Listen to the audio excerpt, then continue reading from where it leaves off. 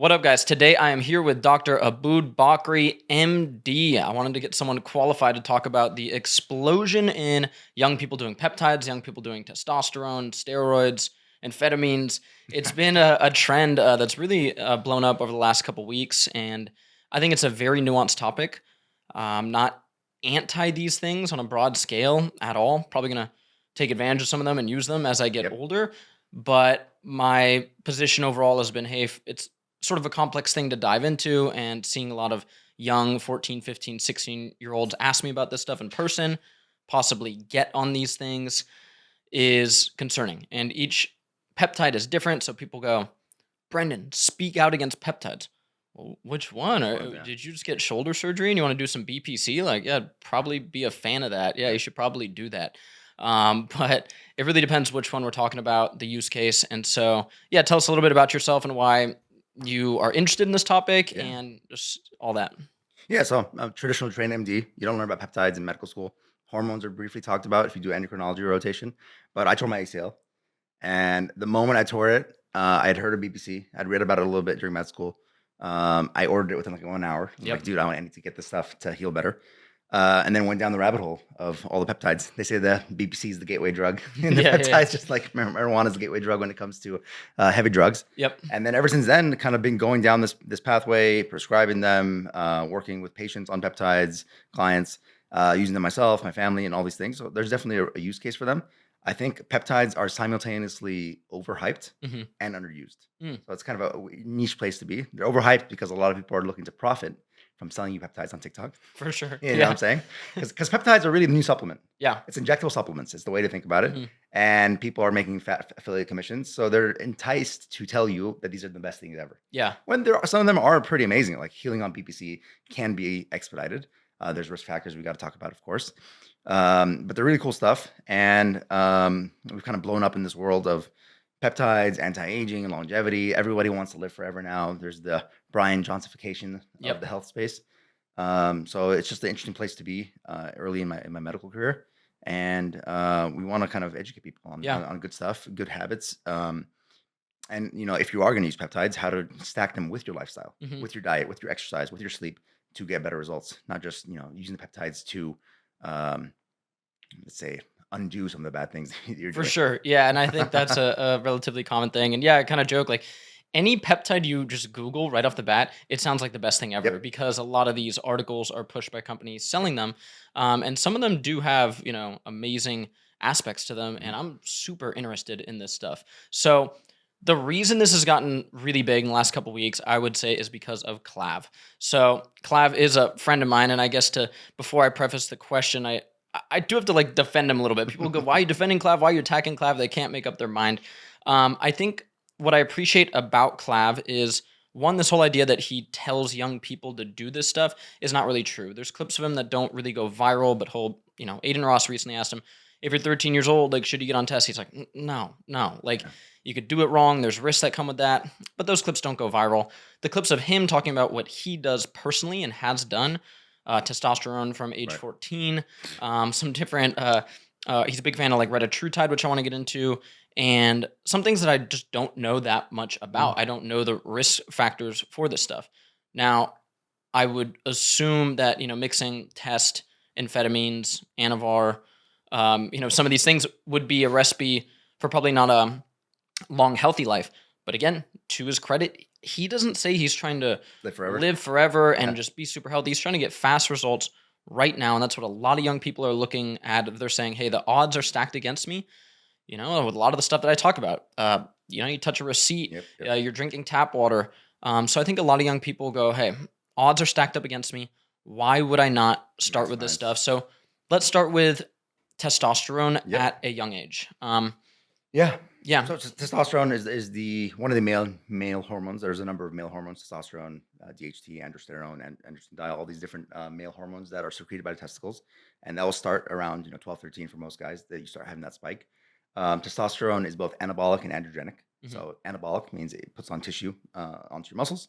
It's androgenic. That gives you male features. That's the growth of the penis, the growth of facial hair, eventually the loss of the hairline, and deepening of the voice. All these features.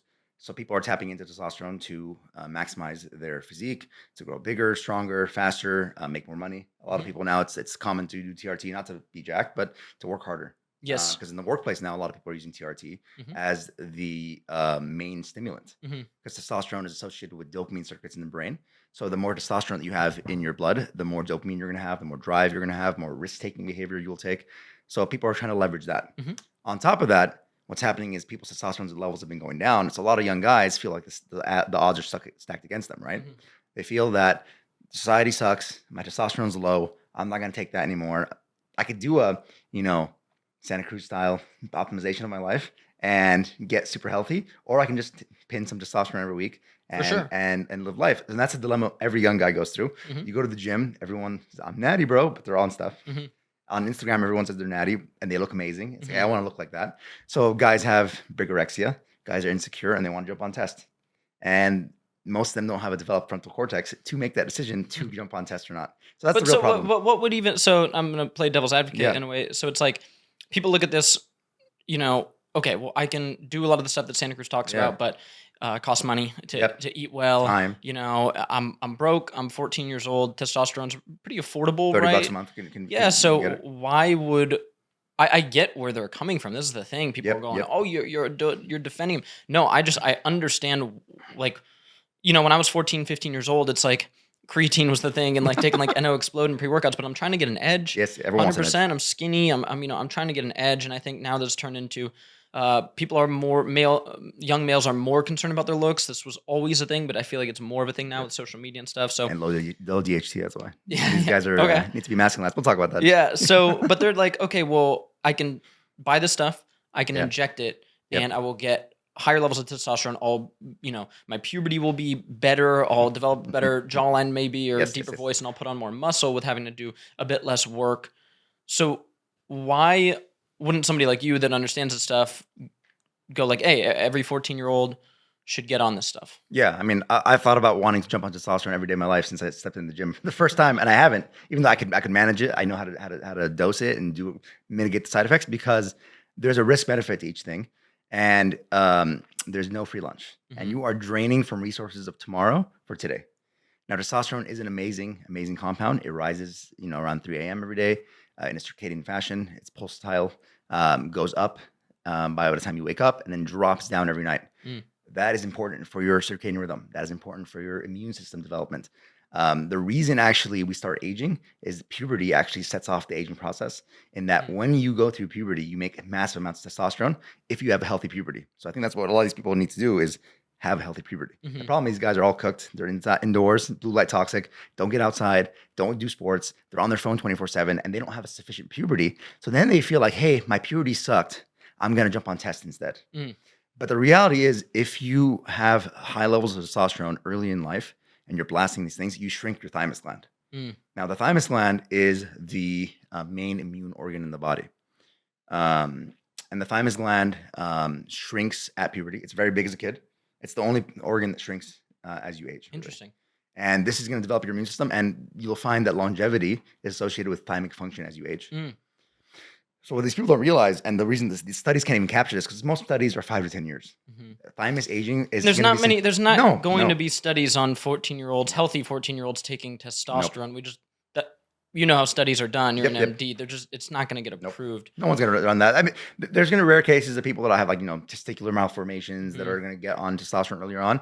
Those are very ill patients. They have other problems. They're missing their pituitary or whatever for pediatric endocrinology. Well, and to be fair to this community, the whatever you want to call it, BP community, looks maxing sort of. So they're oftentimes saying, and I want to get back to the thymus function. We will. But they're really saying, well, there are studies on people over 50 taking TRT, and you see a lot of improved health biomarkers. Yeah. It's totally fair to say that testosterone isn't some evil thing. Like, No, you I love take testosterone. it, yeah, Prescribing to people, especially with the people that are symptomatic as they age, it's great. So I kind of get where they're coming from. They're like, well, the research we do have shows that it's not Yeah. like an insane risk for my health, but it's going to be different if you're 14 maybe. So if you can get back to the Yeah, thymus function. so like I think if you're 14, you should be making a ton of testosterone. The real question is, why is your testicular function so crappy in the modern world? And no one's addressing that. I think the pediatric endocrinology community is failing.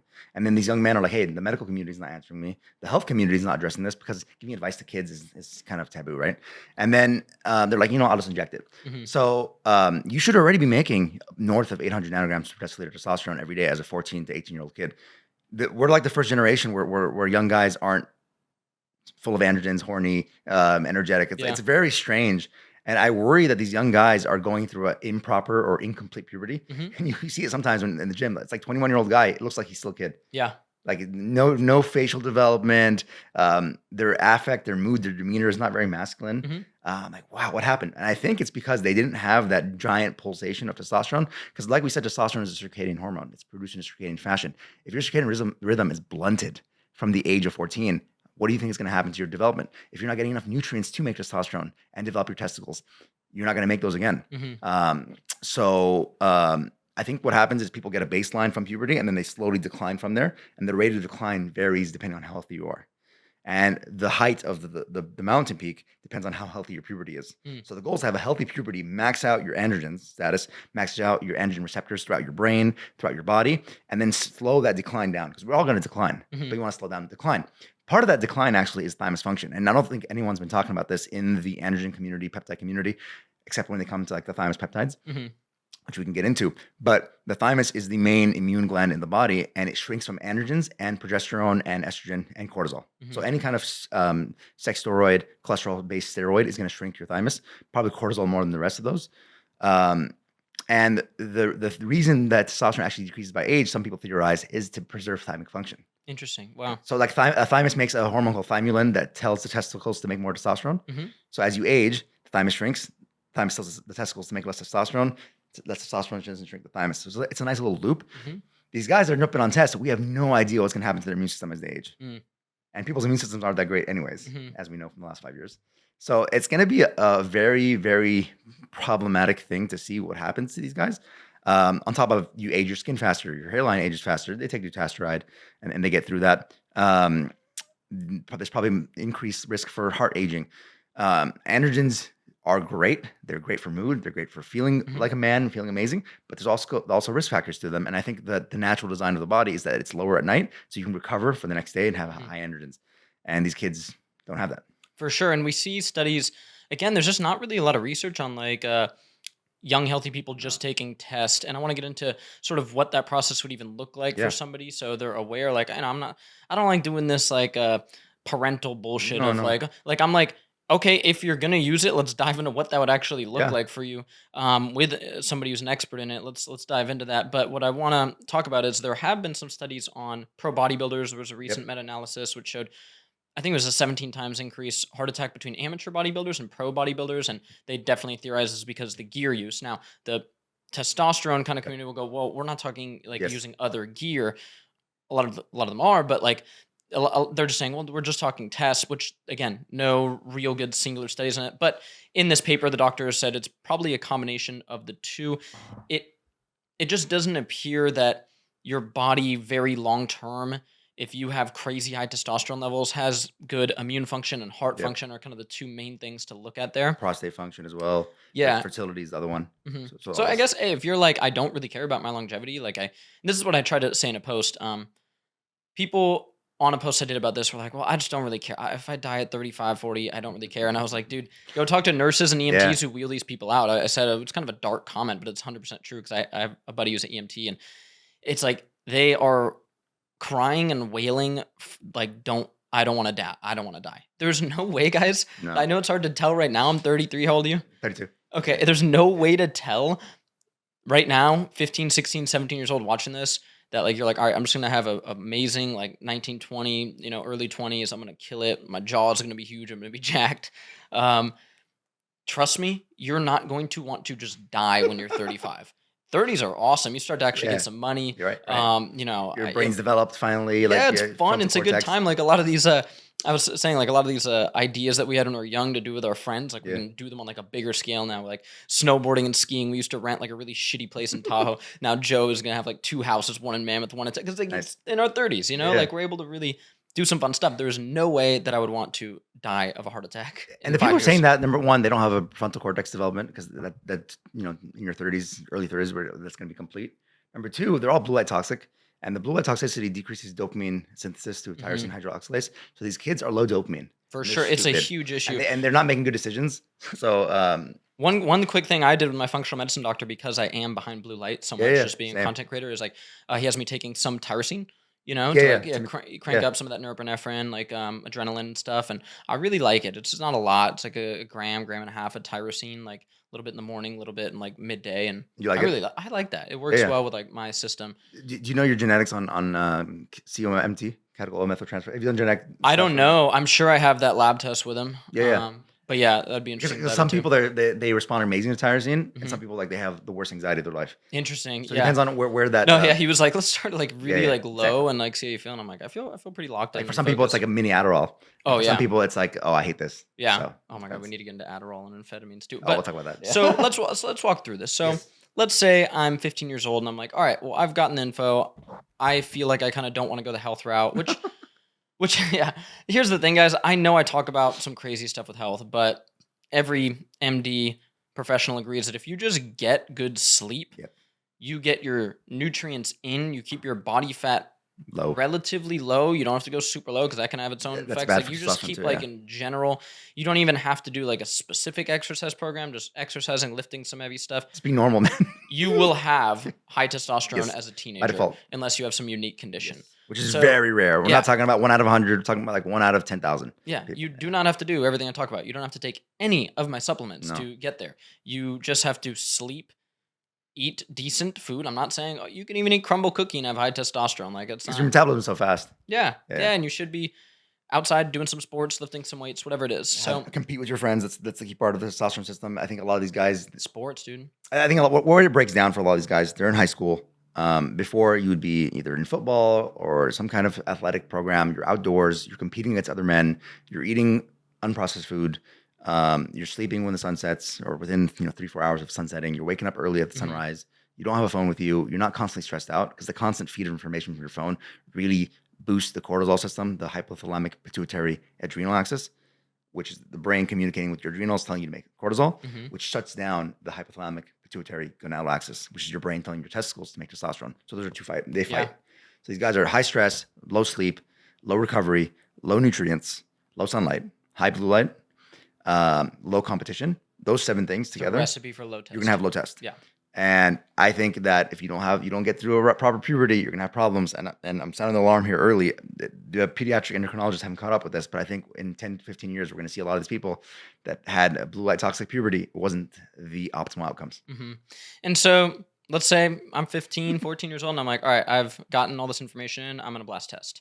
Let's walk what this looks like because it's not it is not something that you can just kind of dabble with. Like No. I'm just gonna do tests for 3 weeks, see how I feel, then I'm gonna go completely off it, then I might restart it. Let's just talk about what that would look Yeah. like for somebody. So they buy there's various forms of testosterone as we've learned. Testosterone. And so they buy some of this online, which can have its own risks, right? I mean, I know Someone made it in their bathtub usually. It's like an underground lab. and I know like that people say, well, go get it prescribed. I don't Yeah. think there are many doctors prescribing tests for. Not I'm sure to there's know. might be ways to get around it or find a doctor. or Yeah, I mean, something, but- we're not gonna talk about it, but you could fake your tests. You could fake. Dude, There's people that do that. let's talk about it because there were UFC fighters back in the day. They allowed Basically, for yeah, testosterone yeah. use exemption in the UFC, basically saying, if you have a condition where you have really low Yeah, yeah. testosterone, we will let you use TRT. And what happened is these fighters would Fake go, it. okay, wait, what lowers my test? Yeah. Oh, partying, getting no Yes. sleep. There were stories that my buddy fought in the UFC, and so he was like, Yeah. dude, people would go out and they'd get hookers, Yep. they'd get a bottle of vodka, they'd go on a 3-day bender, and then they would go to their doctor, get a Yep. their Lab levels test. checked, and their levels are tanked. Yep. They'd bring that to the UFC doctor, and they go, "Wow, your levels are tanked. You qualify for You testosterone. qualify." And these dudes, I think one of them, I think Overeem came back at like 3,000 nanograms per deciliter testosterone. And it's like, it's kind of funny. But so people Yeah, that would wasn't do TRT. We'll talk about what the difference between TRT is Yeah. versus blasting versus like Anavar trend. for sure. So I think a lot of these kids are looking at it as TRT. Yeah. They're going, I'm gonna be low because I'm gonna stay up playing video Yeah. games with my friends. I'm gonna drink soda. I'm not gonna get sleep. I don't want to do all that. I don't want to do that. So I'm just gonna get my testosterone up to 1,000 or something. So they start using a dose of test. What dose might they be using? Yeah. So testosterone, when we prescribe it for somebody that is symptomatic low, we will go somewhere between 100 and 200 milligrams per week, Hmm. depending how we're going to split that. Either a once a week dosing or lower. The bigger you are, the higher you are on the scale there. That's a testosterone replacement dose. Hmm. That's to get you somewhere between 600 to 1,200 nanograms per deciliter testosterone. That'll be sustained throughout the day. Hmm. It won't have the peak in the morning and the trough at night like a natural would have. That's actually a good way to test someone is natty or not. Make them get labs in the morning and night. If Interesting. it's the same number, they're not natty. Wow. Because if you're Yeah, natty, yeah, for sure. Oh, yeah. When I get my labs, my functional medicine doc's like, yeah, do it someone in the morning, mid yeah, morning, or else exactly. it's just not quite an accurate result. Like if I get mine in the morning, my night one will be about 300-400 nanograms per deciliter lower Yeah. than my. But the reason that's okay is that the androgen's already bound to the receptor, Hmm. so you've already got the transcription of the genetics that you need for androgen function. So it's not a big deal that you're lower. Now, if you stay high all day, you're going to build more muscle because you're going to go into the night in a much more Interesting. anabolic state. Yeah. So that's why even like if somebody's natty testosterone 600 versus on TRT at 600, this person's going to build more muscle Interesting. because the person on TRT at 600 has sustained levels 600 throughout the day. Wow. And their levels don't drop. Usually, you get your labs when you're in an optimal state. Hmm. Your levels aren't going to drop when you don't sleep because you had an emergency or something come up. So that person's going to build more muscle anyways. So that's why people jump on the test. They're going to get somewhere between 100 to 200, closer to 200 for a bigger guy, around 150 for a smaller guy probably. Beyond that, it's TRT plus. Hmm. They're blasting at that point. Yep. We're talking about 250, 300, up to 500, even a gram of testosterone. Some people will blast. And then I think I've done jiu-jitsu with some guys on that dose. And Yeah. They whoop my ass. Yeah, no, because I mean, guys in jiu-jitsu, they'll take TRT and then they'll pop an antiviral right before class, and Yeah. and they'll get super aggressive. The guy who tore my ACL. Seen And it. that, There you go. Yeah. Yeah. there's Yeah. awesome good stuff. We've all seen that. Yeah. So this 15-year-old, imaginary 15-year-old starts injecting this stuff. Don't do it, kids. But they're like, okay, like I'm gonna get more muscle. I'm gonna, Yeah. So then What this happens? signals to their testicles to stop producing So, testosterone. so the signal goes to the brain first. So what happens is every night your brain does a calculation essentially of how much LH and FSH to make. So GnRH is made by your hypothalamus. Hypothalamus is like the master regulator of your endocrine system. GnRH is made. That tells the pituitary to make LH and FSH. Those go down to the testicles. LH tells your testicles to make testosterone. FSH goes to your testicles to make sperm. Okay. Now, when you have high levels of testosterone at night and you're sustained high, you don't have that drop, your testicles don't get the LH and the FSH signal because your brain's like, hey, we have testosterone, we don't need to make any more. Mhm. So as the weeks go on, by week 3, 4, your LH and FSH levels will trend down to 0. So now you have no LH and FSH. Your testicles now will start to shrink. And that will vary person to person, but within a few months, people will notice significant testicular shrinkage. And now you no longer have testosterone being made by your testicles. No more sperm for most people. Some people will still make some sperm. Mhm. It's very variable. Yeah. But some people will still make some sperm while they're on. So it's not a birth control method. Mhm. They actually tried to make male birth control as a testosterone pill. Interesting. I don't think it was successful because the guys wouldn't take it. But Yeah. that is a way to get sperm function down. Mhm. And then at that point, now whatever testosterone you're injecting is all you have. Mhm. So the first few weeks, it's a mix of your natural testosterone with the exogenous, Mhm. but eventually it'll just be that one. Now there's different creams and oral formulations that can get both. You can have your natural testosterone with the supplemental, but that gets into the weeds. Most guys are injecting Mhm. 2 to 3 times a week testosterone. So now their balls have stopped making their own test, Yes. and they're relying on the injections, right? Yep. So that's something for some of these young kids. Like, you can't, like, if you go travel on like a family trip or something like that, or you're going home for Thanksgiving or Christmas, you can't just like, right? Like, what would happen if they just go, I'm just gonna go. So if you have a longer, if you have a different depending on the esters, there's like test-cyp, test-enanthate, propionate. Some of the esters are shorter, and you're gonna need more frequent injections. The traditional way to do it, like 20, 30 years ago, was 1 injection a month, 1 injection every 2 weeks. Mhm. So you can get a bigger injection. That's not ideal because you have like a big peak Mhm. and then you crash. So that's how you get people that are miserable on testosterone. But theoretically, you could get through 2, 3 weeks Mhm. on a bigger injection dose. Interesting. Yeah. That's interesting. And then, so oftentimes they'll become infertile, which I think for most young teens, they're like, so I'm Yeah. infertile. Like, I don't care. They're gonna care someday. They're probably going to care someday. So Yeah. then what are some of the processes to sort of, so then you have aromatization Yep. and people will take these aromatase inhibitors. Yep. Can you describe why some of just that Yeah, process yeah. overall? So testosterone in many ways is a pro-hormone, and that it gets converted into other hormones in the body. It's not the end all be all. So testosterone has a couple of fates. It can turn into DHT, dihydrotestosterone, through enzyme alpha reductase. The moment someone hears that, they go hair loss, prostate. But we can get into that after this. And then the other fate is estrogen. Testosterone can be aromatized through the enzyme called aromatase that's very prevalent in your fat cells to estrogen. Estrogen is needed in a certain amount for men.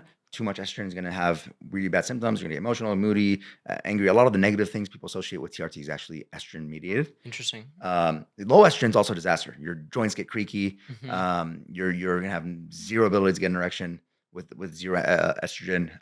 Your mood can be really bad, like depressed mood. People will get suicidal if they Mm. crash their estrogen to Mhm. zero. So estrogen management is the bane of every TRT doctor's existence because it's very difficult. Because the guy who 'Cause needed you don't want no estrogen. yes, Estrogen is referred to as this really bad thing for yes, men. Men are scared of it, which they should be scared of yeah, some yeah. of the xenoestrogens and stuff like that. But There's like, a lot of you don't xenoestrogens, want yeah. no estrogen because No. you're saying your dick won't work. Yep. You'll be depressed. You'll be You're gonna get injured. Your yeah. elbows are gonna be screwed up. Your knees are gonna be screwed Your up. joint health is Yeah. okay, but you don't want obviously high estrogen. Yes. So that's very hard to manage that. And the thing is, something's happening to men, and people have theorized what it may be. Maybe the extra fat mass, where men are over aromatizing. Mm. So for a certain amount of testosterone that they're getting way more aromatase expression, Mhm. and they're getting way more estrogen for their buck. Usually, the guy who needed testosterone anyways probably had problems in testosterone production that led them to be an overproducer of estrogen. Mhm. So, in many ways, DHT and estrogen are opposites. The DHT actually blocks the estrogen receptor, and DHT decreases aromatization. Mhm. So these guys are low DHT to begin with. They inject some testosterone. All that testosterone goes to the estrogen bucket instead of the Mhm. DHT bucket. Interesting. What could raise DHT? We have been trying to figure that out, actually. There was very good research about DHT about 40, 50 years ago. The medical community's kind of stopped researching it aggressively after they've kind of concluded that DHT causes hair loss. In some ways, DHT is associated with hair loss. I'm Mhm. not saying it's not. It's a very nuanced conversation and associated with prostate growth. So people are like, DHT evil, DHT evil. It has no, people will say it has no role after puberty. Clearly it does because it produces a lot of the neurosteroids. So the reason testosterone feels so good is you get converted into DHT. DHT gets converted into 3-alpha diol and 3-beta diol. These have GABAergic effects. They have dopaminergic effects. So DHT is like your natural Adderall and your natural Xanax. Mm. You feel calm and focused. Interesting. Yeah. What we associate with high masculine behavior is actually high DHT behavior, Interesting. more so than testosterone itself. Interesting. But yeah, people over aromatize, so they end up having to take aromatase inhibitors, and that is hell on earth to manage because like a little bit too much, and your estrogen zero, closer to zero. Interesting. A little bit too little, and your estrogen's too high, and you have puffy nipples now, and you're having gynecomastia, and gynecomastia is usually only reversible through surgery if it's there. So that's why a lot of the guys you'll notice that the puffy nipples is a good sign they're on exogenous hormones. Interesting. So if you're this imaginary 15-year-old and you start doing tests, and then maybe they would start to notice some of these Mhm. over aromatization like Yeah, signals that their body's giving them, so then they might take buy a anastrozole, okay. letrozole. Those are And the you're saying like this is probably a bit difficult for like a 15, 16-year-old to manage. You need to get a lot of blood work and yep. kind of work with somebody who's interpreting this stuff. Yep. And so that's why a lot of times the people will be depressed. They'll be very moody. Um, then some people will be a bodybuilding coach, and then they'll be introduced to other steroids to manage your estrogen. Interesting. So Okay. there's other androgen metabolites that people have made synthetically, masteron, primobolan, all these things that will inhibit estrogen production. Okay. So then people are like, oh, I'm gonna use mast or primo to stop estrogen production. Hmm. So then you get into the whole world. So That's an interesting thing because I agree with what Clav is saying where this stuff is affordable, it's right? affordable. It is affordable. Testosterone's affordable, but then if you run into any issues, like you're saying, people might start taking this stuff and they start to over aromatize. They start to get some gyno. Yeah. They start to get some of the symptoms, like you're saying, Yep. and then they go, okay, well now I need to take an aromatization inhibitor. Yep. And you're saying like, hey, if you're doing that, it's sort of complex. This is stuff you know a lot about. You're like, you should be getting your blood work. You should be Yep. working with someone, which is expensive. Yep. So they would probably just kind of wing it. Yep. And then that's why people get problems. And funnily enough, the people that are the champion bodybuilders, they're the people that are more resilient to the side effects of steroids. Interesting. That's like the best predictor of who's going to be successful in bodybuilding is like how well can your body tolerate steroids. And what are some of those problems Yeah. you could see in this theoretical situation of someone running into if they're going to choose to do this? So they've gotten on some test, maybe they're on an aromatase inhibitor, they're trying to get blood work done occasionally, but they're not working with some expert. They're Yep. just like kind of Winging it. seeing what's up. Yeah. So yeah, estrogen's important. So like, here's the key thing. At 15, your growth plates might not even be fully closed. So a lot of people are actually trying to hack their height using this. That's a big thing. I wouldn't do that unless you're doing it with a physician. The problem is physicians aren't willing to do that. I think a few decades ago, endocrinologists were more willing to use growth hormone to get guys taller. Less so now. Is that like a because I know there actually are some studies on that and stuff. Like, so is it that simple? Is it like, hey, if I'm 14, 15, both my parents are short, just like I was, like, should I just inject myself with human growth hormone and I'll grow tall? If you are younger, you shouldn't do this. But if hypothetically, what would happen is if you took an aromatase inhibitor, you would stop estrogen production. Estrogen helps close the growth plates in your bones. Okay, so so you have you'd a longer prolong time that. period of all the growth hormone you're making naturally, theoretically, if you were sleeping good. A lot of these young guys aren't making growth hormone well. We can get into the labs for that too. They're injecting growth hormone, taking an aromatase inhibitor, and then prolonging the time window that they're able to grow and raising the amplitude of the growth potential. Okay. So they are growing taller. I'm worried they're going to have weaker bones as a result of having low estrogen exposure. I don't think anyone's done the study where they do DEXA scans, kind of check the bone structure of these kids. I'm worried about that. Because estrogen helps with bone health. Yeah, estrogen is very important to bone anabolism.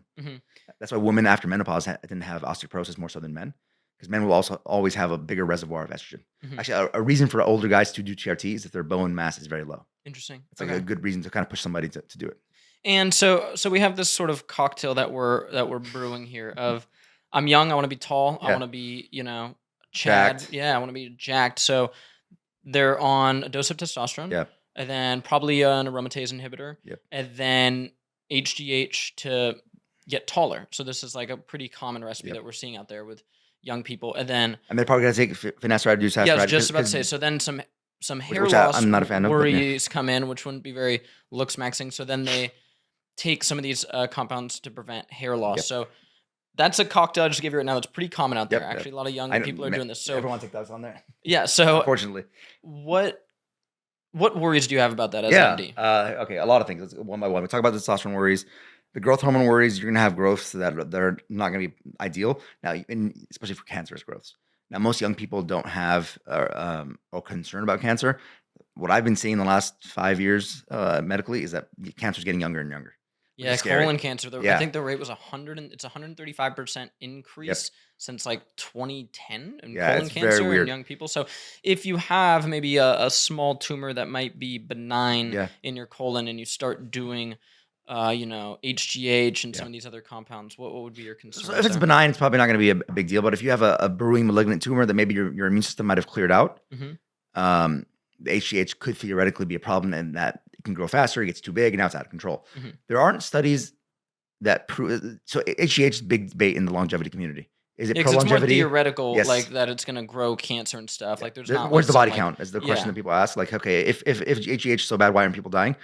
HGH grows the thymus. There's two parts of the HGH conversation that we can get into. It ages certain organs and grows other organs properly. So HGH is a double-edged sword to use. But these guys are using aggressive dose. Like people are using it for longevity. They're taking 2 IUs a day, 5 days a week. People that are doing it for bodybuilding, like Liver King was taking $20,000 worth of growth hormone a month. Yep. Like we're talking 10, 20 IUs. And shout out Liver King. We love Liver King. We spent time with him. He would tell you he isn't moving around well, and he has some health issues. Yeah. I mean, you get those like weird horns that all the bodybuilders have. Like they're bald and they have like the. Oh yeah, someone shout out Mike Israel, love you too, but someone like kept on clipping his head. He got some photo taken of him of his head, and it looks like wild. Yeah, you change your jaw structure, your face structure. Sometimes in a good way, but sometimes you overdo it. Like if you look at someone that have acromegaly, that's a disease where someone makes too much growth hormone naturally. They look really weird. Yeah, there was a guy in the UFC with a pituitary on his Bigfoot Silva, and he looked like a weird giant dude. But yeah, I think a lot of kids are like, well, I'll look like a weird giant dude. At least I'll be. Yeah, but the problem is you don't age nicely after that. So that's why you don't see. So bodybuilders in the 80s, 70s, like the Arnold era, they had great skin, great hair because they used most of the DECA protocols. Now these ones are using more abusive doses of Trenbolone, all these other steroids. So they're aging more aggressively. Their faces are aging very aggressive. They don't care. They're bald. They don't care. They look huge. Yeah. But it's not a sustainable thing for the body. For sure. At all. Yeah. So we have this kind of cocktail that people are taking. are taking. And this is the thing, guys. I'm really like we're trying to have an honest conversation. Yeah, It's yeah. not like we're like HGH is dumb. You should never do it, or like it's not going to work to make you taller. Like you just said, No, it wouldn't make you yeah, taller. like, There's gonna be risks to it. You might end up having like weak bones and bone fractures and cancers. There's risks. I think it's important that we have this conversation because no one's willing to have the yeah, conversation. no one's willing to have an Yeah. honest conversation, I think that's where this community comes in, and Yeah. people like Clav being like, well, I took testosterone, I took HGH, I took these things, and look at me now. I'm fine. I look good. For now. I don't. Yeah. I know, But then- I but hope then- these people stay healthy. Like I wish these guys healthy. Yeah, I don't want anyone to be harmed. 100%. People were like, "Oh, it's gonna be funny when like this happens." To Clav. I'm like, no. I don't like when people comment that. Yeah, It's I don't like that disgusting. shit either. Yeah. I hope he has a long, healthy, happy life. And so yeah, you like get back into the kind of mix that a lot of Yeah. people are doing. So test HGH, an aromatase inhibitor, and then maybe something for their hair. Yep. What are these compounds people are taking for their So hair? they're taking finasteride and dutasteride. Like we talked about, testosterone's fates are estrogen, DHT, and then some other metabolites too, but mainly those two. We're talking about the oral consumption of these because there's Yeah. hair creams and stuff which Yep. wouldn't have systemic effects. Some of the topicals will go systemic. for sure. They're overdosing them. There's some of my friends on Twitter actually. They're making like a very low dose, microdose topical, which might be a safer option for people. Mhm. But what's happening is testosterone gets converted into DHT. Now, DHT is what masculinizes your brain, Mhm. especially through androsterone. So actually, when a boy is developing in the uterus, it's the androsterone metabolites. I mean, there's that giant chart of you see like of testosterone getting Yep. converted to all these Yeah. different things we can pull up that it's androsterone from the mother through progesterone that makes you develop your penis in utero. Okay. So your mother's progesterone gets converted into androsterone to make you develop it into a male. Interesting. So these are very important for male development, especially during puberty. So taking 5-alpha reductase inhibitors during puberty, your dick's not going to grow as big. That's a big problem. Yeah. Like you can like actually stop someone's penile Yeah, and development. that's some of the hair stuff that you're talking Yes. So about. But the test is gonna make my dick grow bigger. to stop. So am I gonna Now or- there's theoretical. But no, the aromatase. Yeah, so it's like that. It's a theoretical discussion, and people so okay. Why is there no high quality study on this? There for is 12 actually studies. So guys who have micropenises, there were studies done with micro penises. Mhm. They give them topical DHT, Mhm. and it's called an androctem cream. It's available for prescription overseas. Their penis did grow. Interesting. Okay. It doesn't happen to adults though. Like if adult have some adults, Hey, with that would be micropenises- $1 billion. I looked into it. Yeah. I was trying to get DHT prescribed in the United States. It didn't work. We were trying to $1 billion find that. business Yeah, right there. no, trillionaire. Trillionaire, yeah. But no, DHT cream for a micropenis will grow it to a more respectable size. Okay. The question is, what if you were increasing your DHT naturally during puberty or exogenously during puberty? Mhm. Theoretically, you would grow bigger. It also seems though that your penis size is kind of dictated by how much androgens you were exposed to in uterus. Okay. So that kind of set the baseline for what you have as far as growth potential. You're gonna have the BP community making DHT creams in their bathtub and Yeah, no, it's a big thing on Twitter actually. There's like, Really? That's unfortunately, hilarious. a lot of people are getting hurt by it because they're overdoing it. Their joints get creaky. It's interesting. a mess. It's a big mess. But what happened is no one trusts the doctors anymore. So they're like, screw it. For sure. And yeah. that's the thing. Like, I think don't blame 'em. both these communities come together and like a lot of stuff of like, hey, you go to your doctor, they're not here for human optimization. They're not. And then these two communities sort of differ and some kind of mix with each other of like, well, I'm going to go into full optimization myself and do the research myself. And, I don't need a 20-year double-blind placebo-controlled study for everything because like some stuff is just, you can figure it out. Yep. Which is also true. Like the problem is the lack of evidence is not evidence of lack. Some things are intuitive, some things are mechanistic, but you have less certainty of that decision, Mhm. right? So if you have the big study that's properly done, you have more confidence in your decision. Without the studies, you can look at the mechanisms and make some decisions. For sure. But you're gonna have risks Yeah. with that. So yeah, theoretically, penile growth is a thing. But if you're taking dutasteride at 15, you're gonna shut down. So testosterone gets converted into DHT through an enzyme called 5-alpha reductase. There's medications that block that enzyme. Why do those medications exist? They were first developed because the prostate is under DHT control and estrogen. You can block the production of DHT in the prostate through taking oral doses of this medication, and you stop the DHT. DHT levels can approach 0, and the prostate stops growing. People notice the hairlines got better as a result because DHT is associated with the hair loss process. It's a very nuanced conversation about DHT because people that have hair loss aren't as high DHT chads. They have high DHT in their scalp, Interesting. but not high DHT because in I their saw, serum. people were really worried creatine was going to cause hair Yeah. loss, and that study that Yeah. showed that was we are going to give rugby players Yes. creatine and put them into a workout Yeah, program, and it's no. like, Bro, putting someone on a workout program would raise their Yes. DHT. Yep. Like right there. And then it wasn't creatine causes hair loss. It was, oh yeah, the rugby players after we gave them creatine and Yeah. made them work out really hard, their DHT went up. They probably could have just had them play rugby without creatine Yep. and their DHT would have gone up. Because DHT is a result of oxidative stress. Oxidative stress causes more redox products. NADPH is the coenzyme. It's kind of too much in the weeds, but that converts testosterone into DHT because you're putting more electrons on testosterone to make DHT. Now, DHT has a very important cognitive effects, especially during puberty, because it's going to finish your masculinization. It's like the male finisher of finishing your development as a man. So you don't want to be inhibiting DHT production Mhm. as a young dude, especially because you want to masculinize your brain. You want Mhm. your brain to fully develop. What I'm concerned about is these young guys are going through a low DHT puberty. Mm. That's very concerning to me. And I worry that the guys are taking tests and they're taking Finasteride to keep their hair, because the concern is in the male hair loss process, DHT is found in high levels in the scalp.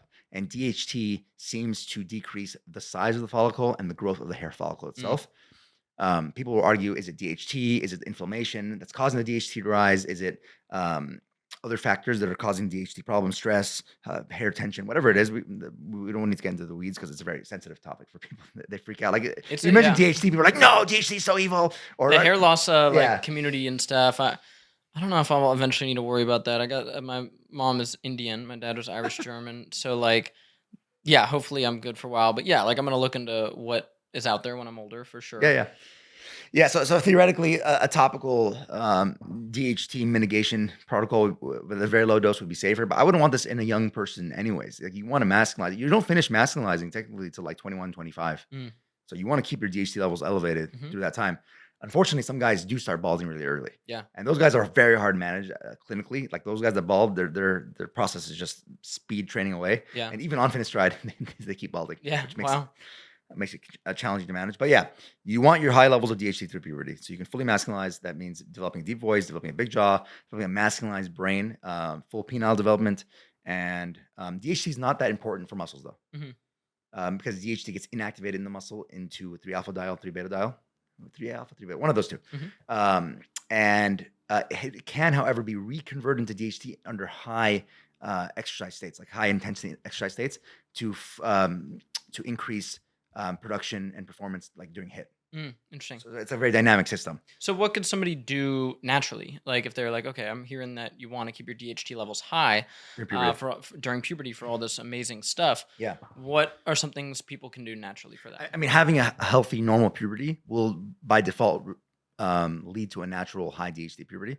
Like DHT levels, if you actually look at labs from the 70s, you'll see something around 80 to 200 being the reference range. Mhm. The reference range now is like 30 to 80 at the high Oh. end, or 15 to 60 on the low end. Yeah, they do that. They change the reference range. Everyone's, oh yeah, you're But the good. testosterone reference range shifted maybe 200 nanograms to the Yeah. left. So maybe 300, 1200, 200 to 800 now. The DHT reference range got cut in half. I'm talking about 30 to 80 versus 80 to 200 Yeah. on some labs. So that is a very concerning thing. So I think what's happening is when you have poor health, your body's not going to produce these end stage hormones. Mm. So if you're not sleeping well, you're not eating well, you're not competing against other guys, and that's a very important part of this. And your overall system is sick, you're not going to produce these hormones. Interesting. So having high testosterone puberty, having high DHT puberty are collinear. Mhm. And it's really just being a normal human being. Yeah. Like undoing the what modernity is doing to people. For sure. Going outside, competing, seeking out feminine attention, female attention, and not eating microplastics and all those things too. Yeah. all that stuff. All that For stuff's sure. not good for your testicles. Anything that's good for your testicles is going to be like putting your laptop on your lap, disaster, because you're getting the EMFs right in Yeah. your testicles. Your phone's in your pocket always. That's a disaster. So those are all things that are important. And then people also, the heat to the testicles is Yeah. another problem. during Oh, I've puberty. been bringing in an ice pack and the sauna for yep. years. Yeah. I'm on that. So let's get into the next topic, which is a lot of these young people are taking GLP-1 agonists. So retatrutide's a really Yeah. popular one, and I don't know too much about it. So Yeah. if I am, 19 years old, I'm 50 pounds overweight, and I go, you know what, this is how I think a lot of people are looking at Yeah. it. I can exercise, I can go into a calorie deficit. It's really hard to do, is how they look at it. I don't want to, get my 20,000 steps in. I don't feel like, tracking my calories and doing all that. I could just inject retatrutide or another GLP-1 agonist, and I'm going to lose weight. What is your opinion on that Yeah. as an MD? So I've prescribed many people GLP-1s. I'm a fan of GLP-1s for certain people and not a fan of GLP-1s for other people. I have a more nuanced approach to Yeah, it. we were saying that someone was like, "What would you do for Dave Blunts, Brendan?" Because I had a video with him. It's like I would tell him to get on a Yeah. GLP-1. Like if he's on a GLP-1, I think they are amazing. They're gonna Yeah. do so many good things in our society. I'm not completely against them. Learning more about them, it seems the dosage is a bit off from like the normal Western medicine way of Yeah. doing GLP-1s versus talking to people like you and Dr. Justin. So Yeah. yeah, well, 15 or whatever, young teenager, a little overweight, taking Retatrutide. What do you think? Yeah. First of all, Retatrutide is not FDA approved yet. Okay. So this whole started with semaglutide. Mhm. And before semaglutide, there was Byetta, exenatide. So what happened was there's this Gila monster in Arizona that doesn't eat much, and it would bite people, and they'd get pancreatitis, get pancreas inflammation. For real So right now? so they isolated the venom, and they're like, hey, what's in this venom? And they Okay. kind of figured out the GLP-1 drug mechanism. Wow. They found that we have it. If you inject it, you can it really, really dramatically treat diabetes better. Mhm. Like this was a blockbuster drug for diabetes. Yeah. Like my grandma was on it 25, 30 years ago, Mhm. or maybe 20, 22 years ago. She really, like, her numbers got so much better. Her symptoms got better. Amazing. Also lost weight. So Mhm. people started noticing these have weight loss effects. You get into Trulicity, and eventually you get to semaglutide. Okay. Semaglutide is known as Ozempic or Wegovy. This was FDA approved for obesity in 2021 or 2022. Mhm. That was the big wave. Everybody was jumping on it. Ozempic, Wegovy. And then after that, you get tirzepatide. Tirzepatide is the next generation after semaglutide, known as Mounjaro or Zepbound.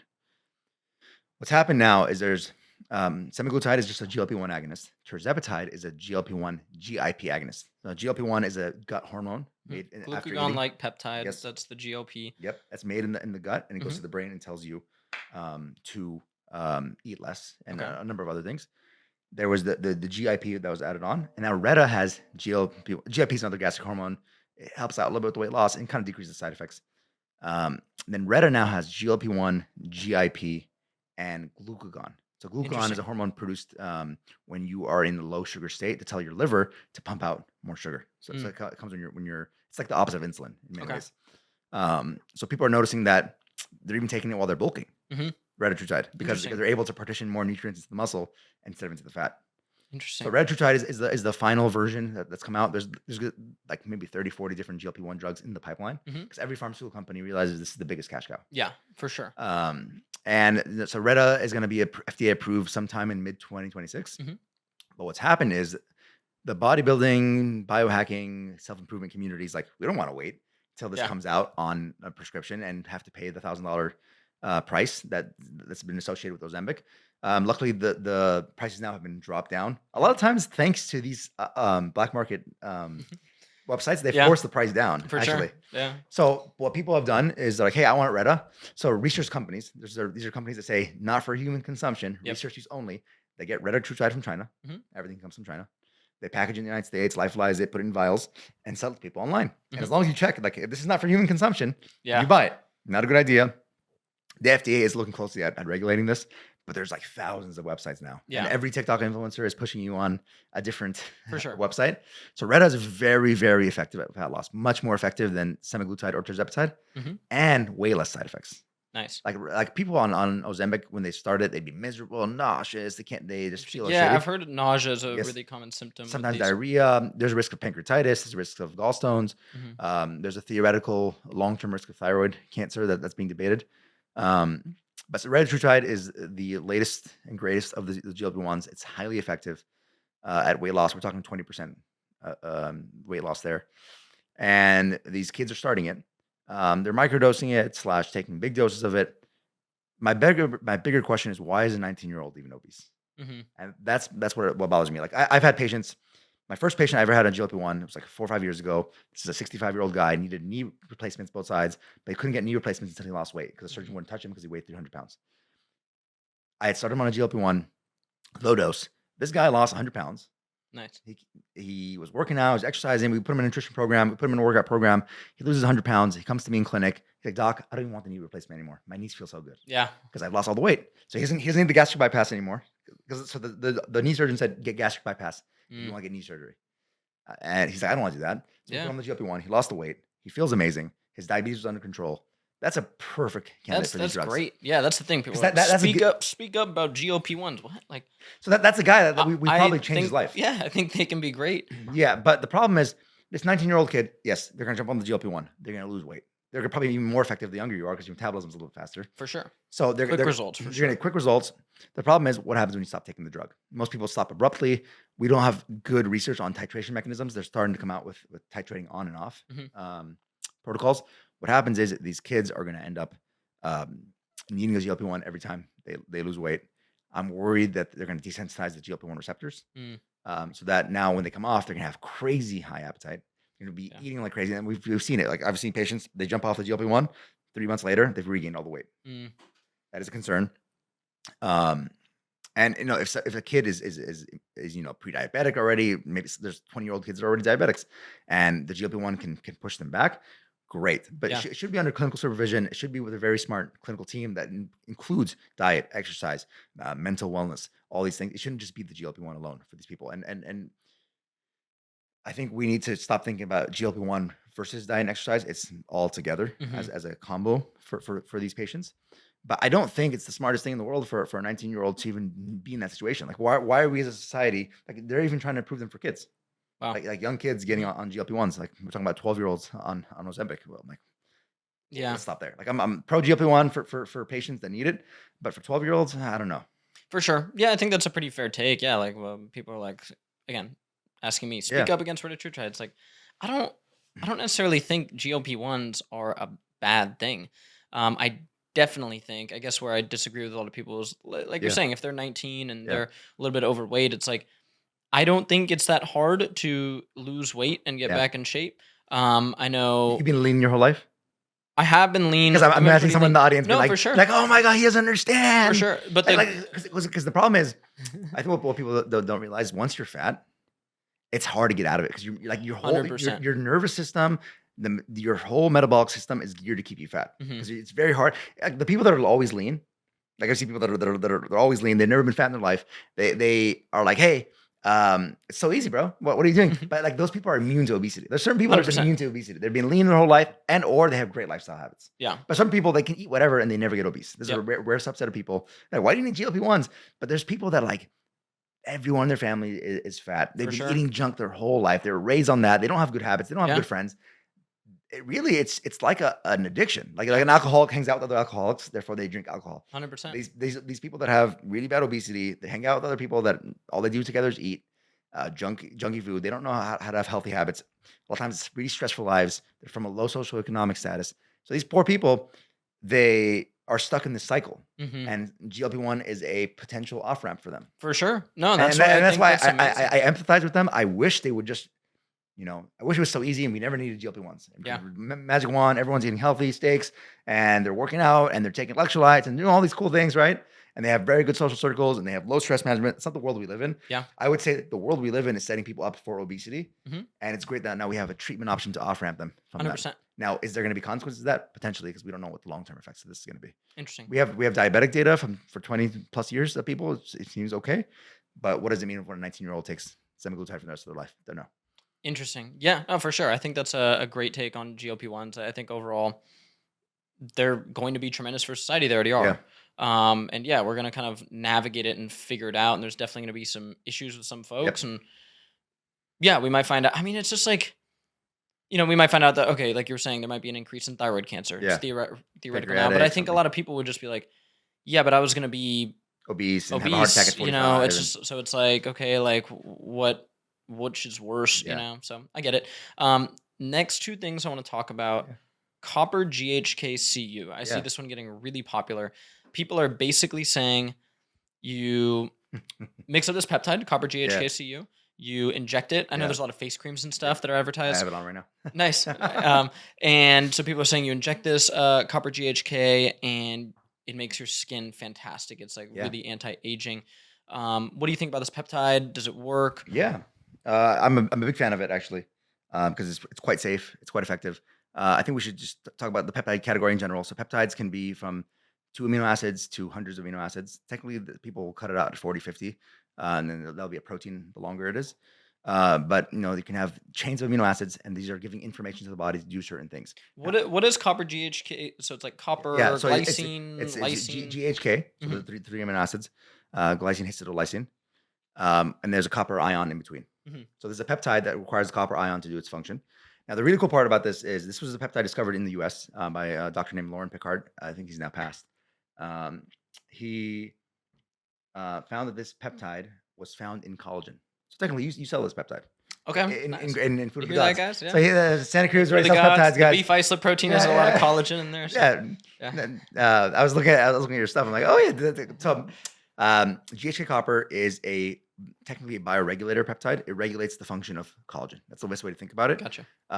Collagen is a bunch of 3 amino acid chains that are repeated, Hmm. and one of those chains is GHK. So what this doctor found out is that GHK copper levels are high in the skin as you're young, Hmm. and in your bloodstream, and then decrease dramatically as you age.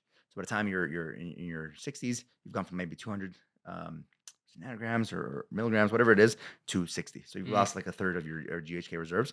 That's why young people heal better from injuries. Their face looks younger, their skin's more fresh and plump, and as you age, it decreases.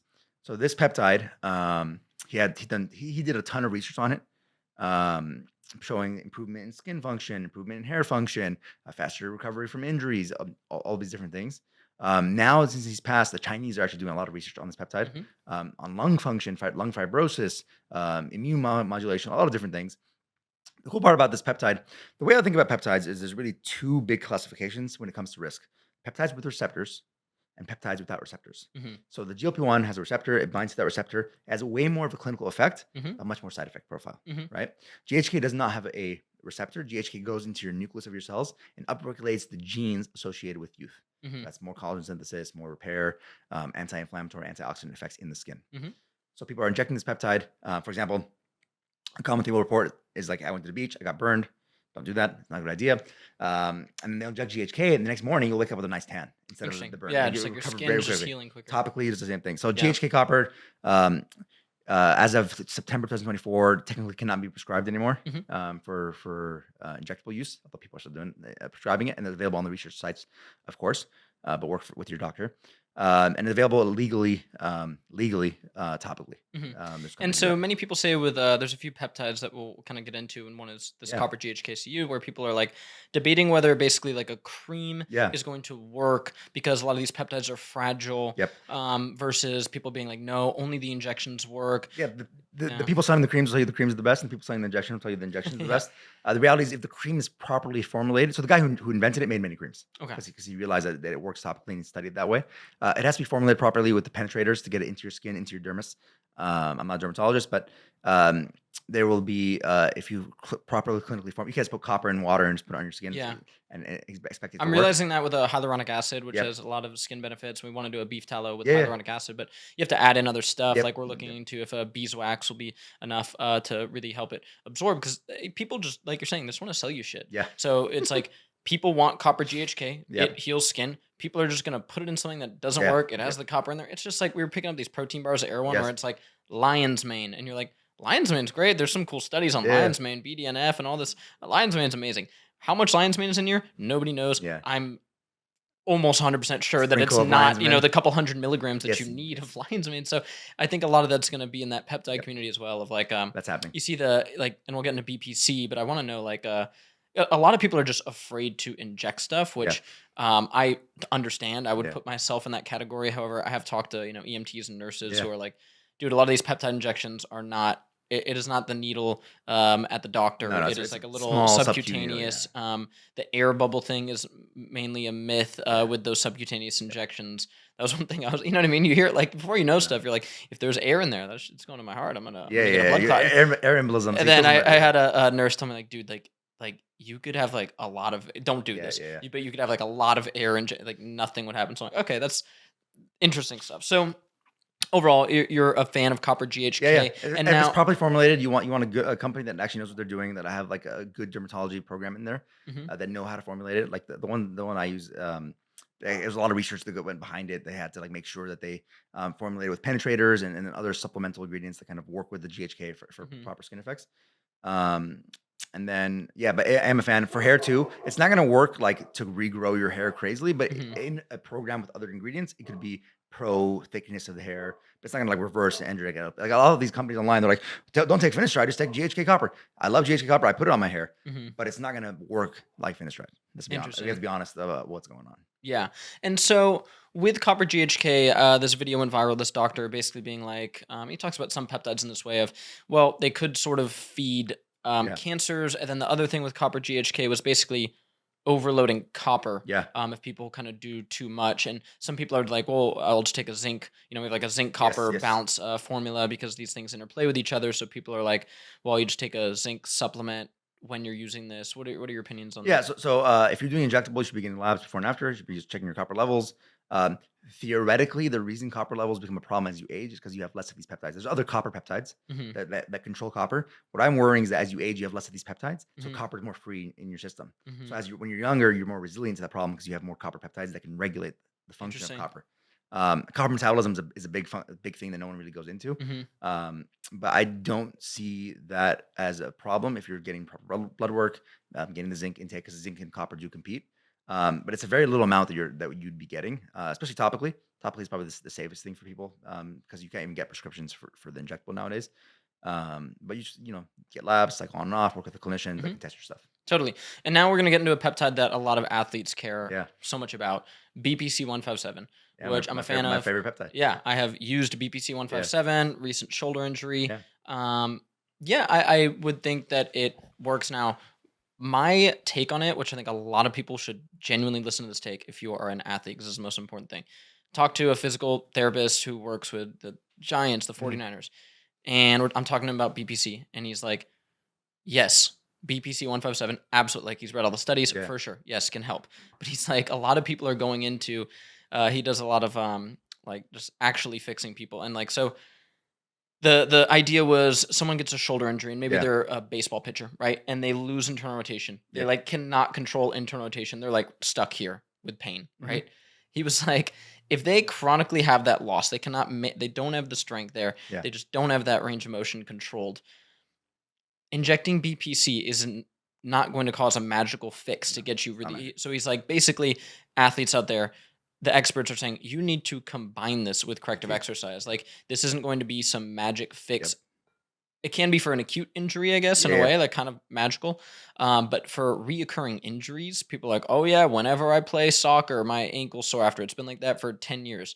Yeah, BPC 157 might begin to help that yeah. process, but if you aren't looking into stuff like FRC, kin stretch, Red light therapy, absolutely, like you need to a throw good the, physiotherapist, for sure, you need to corrective exercises, actually, all these things. Yeah, yeah. So it's not just going to be, damn, injured myself, yeah. boom, inject. That's what people want. They want to take a pill or injection that take away the hard work. Realistically, the hard work plus the peptides equals the best results. And that's Yes. what the athletes are getting. They're getting the BPC with the best physiotherapists, with the best red light panels and PMEFs and Mhm. all these stuff that they're working together to get them healthier. And so why or how does BPC Yeah. 157 work? How can someone go about taking this? What are some potential risks? Mhm. Let's dive into it. So yeah, BPC 157 is a 15 chain amino acid that is derived from a bigger protein called BPC that's Mhm. found in the gut. This all starts with Pavlov. Pavlov is the scientist who researched dogs. That he ring a bell, the dog would start having saliva. What he noticed was gastric enzymes, the gastric juice itself was very restorative for a Mhm. different number of diseases. And since then, people have been trying to figure out what are these things in the gastric juices that are so beneficial. There's a Croatian group that discovers BPC about 30 years ago. The Um, name of it's so cool. Body protective yep, compound yep, 157. So people are like, dude, body yeah, it's protective awesome. compound? Blast it. So they found the big amino acid chain called BPC, and then they found that the first or a certain amount of 15 of them was what gives you the clinical effect. So Okay. they isolated these 15, and then they started doing crazy amounts of mice studies and very few human studies. That's where the problem comes in. We're talking Yeah, I about was really trying to find human research on this there's stuff. I don't. two human studies. You can't find them on PubMed. Okay. They got phase 1 and phase 2 done. Okay. The phase 2 study that was for ulcerative colitis. They give a BPC enema Wow. for ulcerative colitis patients. We don't know what happened. It looks like the company that owned the patent was bought by another pharmaceutical company, Okay. and they just never researched it. Interesting. So the patent is out there. If, And if, in I, if I had in the finances, I would buy the patent yeah. and try to push it forward. But In the mice studies, they're yeah, like blowing out the yep, ACLs yep, of these rats, and then they're injecting BPC and seeing tremendous results. And yes, that's why people started to be like, wait, they blew out the Yep. ACL of this rat, and they injected with BPC, and you see tendon regrowth, Yep. ligament like Yep. regrowth. They'll Yeah. cut the rats with crazy wounds, put BBC on the wound will close. Wow. They will do they'll give rats like lethal doses of amphetamines and give BPC, and the amphetamines don't work anymore. Like a lot of people will actually take Adderall and BPC, and they're like, hey, my Adderall's not kicking. I'm like, yeah, the BPC That's blocks that. crazy. Yeah, yeah. So Yeah. BPC, the way to think about it is why is it called body protection compound? Is we have endogenous systems in our bodies to protect us from external threats. Mhm. Like this is the homeostatic mechanisms. Like when you work out, you make melatonin because working out is oxidative stress. You create a lot of free radicals. Melatonin is there to clean up the process. Mhm. So the body has the natural defense systems. The most vulnerable part of your body really is your stomach, because the stomach is technically outside of your body. It's like a tube that goes from your Mhm. mouth to your anus. It's an outside loop, but you can ingest the poison and get it inside. Mhm. So PPC was found to be one of the main drivers of this cytoprotective mechanism. Us in the West, we don't really talk about this cytoprotection, like cell protection and organoprotection, Mhm. but BPC seems to work by protecting the cells and the organs in the body, because the stomach is such a vulnerable place. So the first thing they started noticing is that BPC was protective against insults in the stomach. Mhm. So like some kind of gastric ulcer, all these things. So that's why the human studies were trying to use that for ulcerative colitis. Mhm. Ulcerative colitis is a disease where the immune system starts attacking the colon, and you end up with these giant ulcers in the colon that can break through. They were having good results of putting BPC topically on there. Interesting.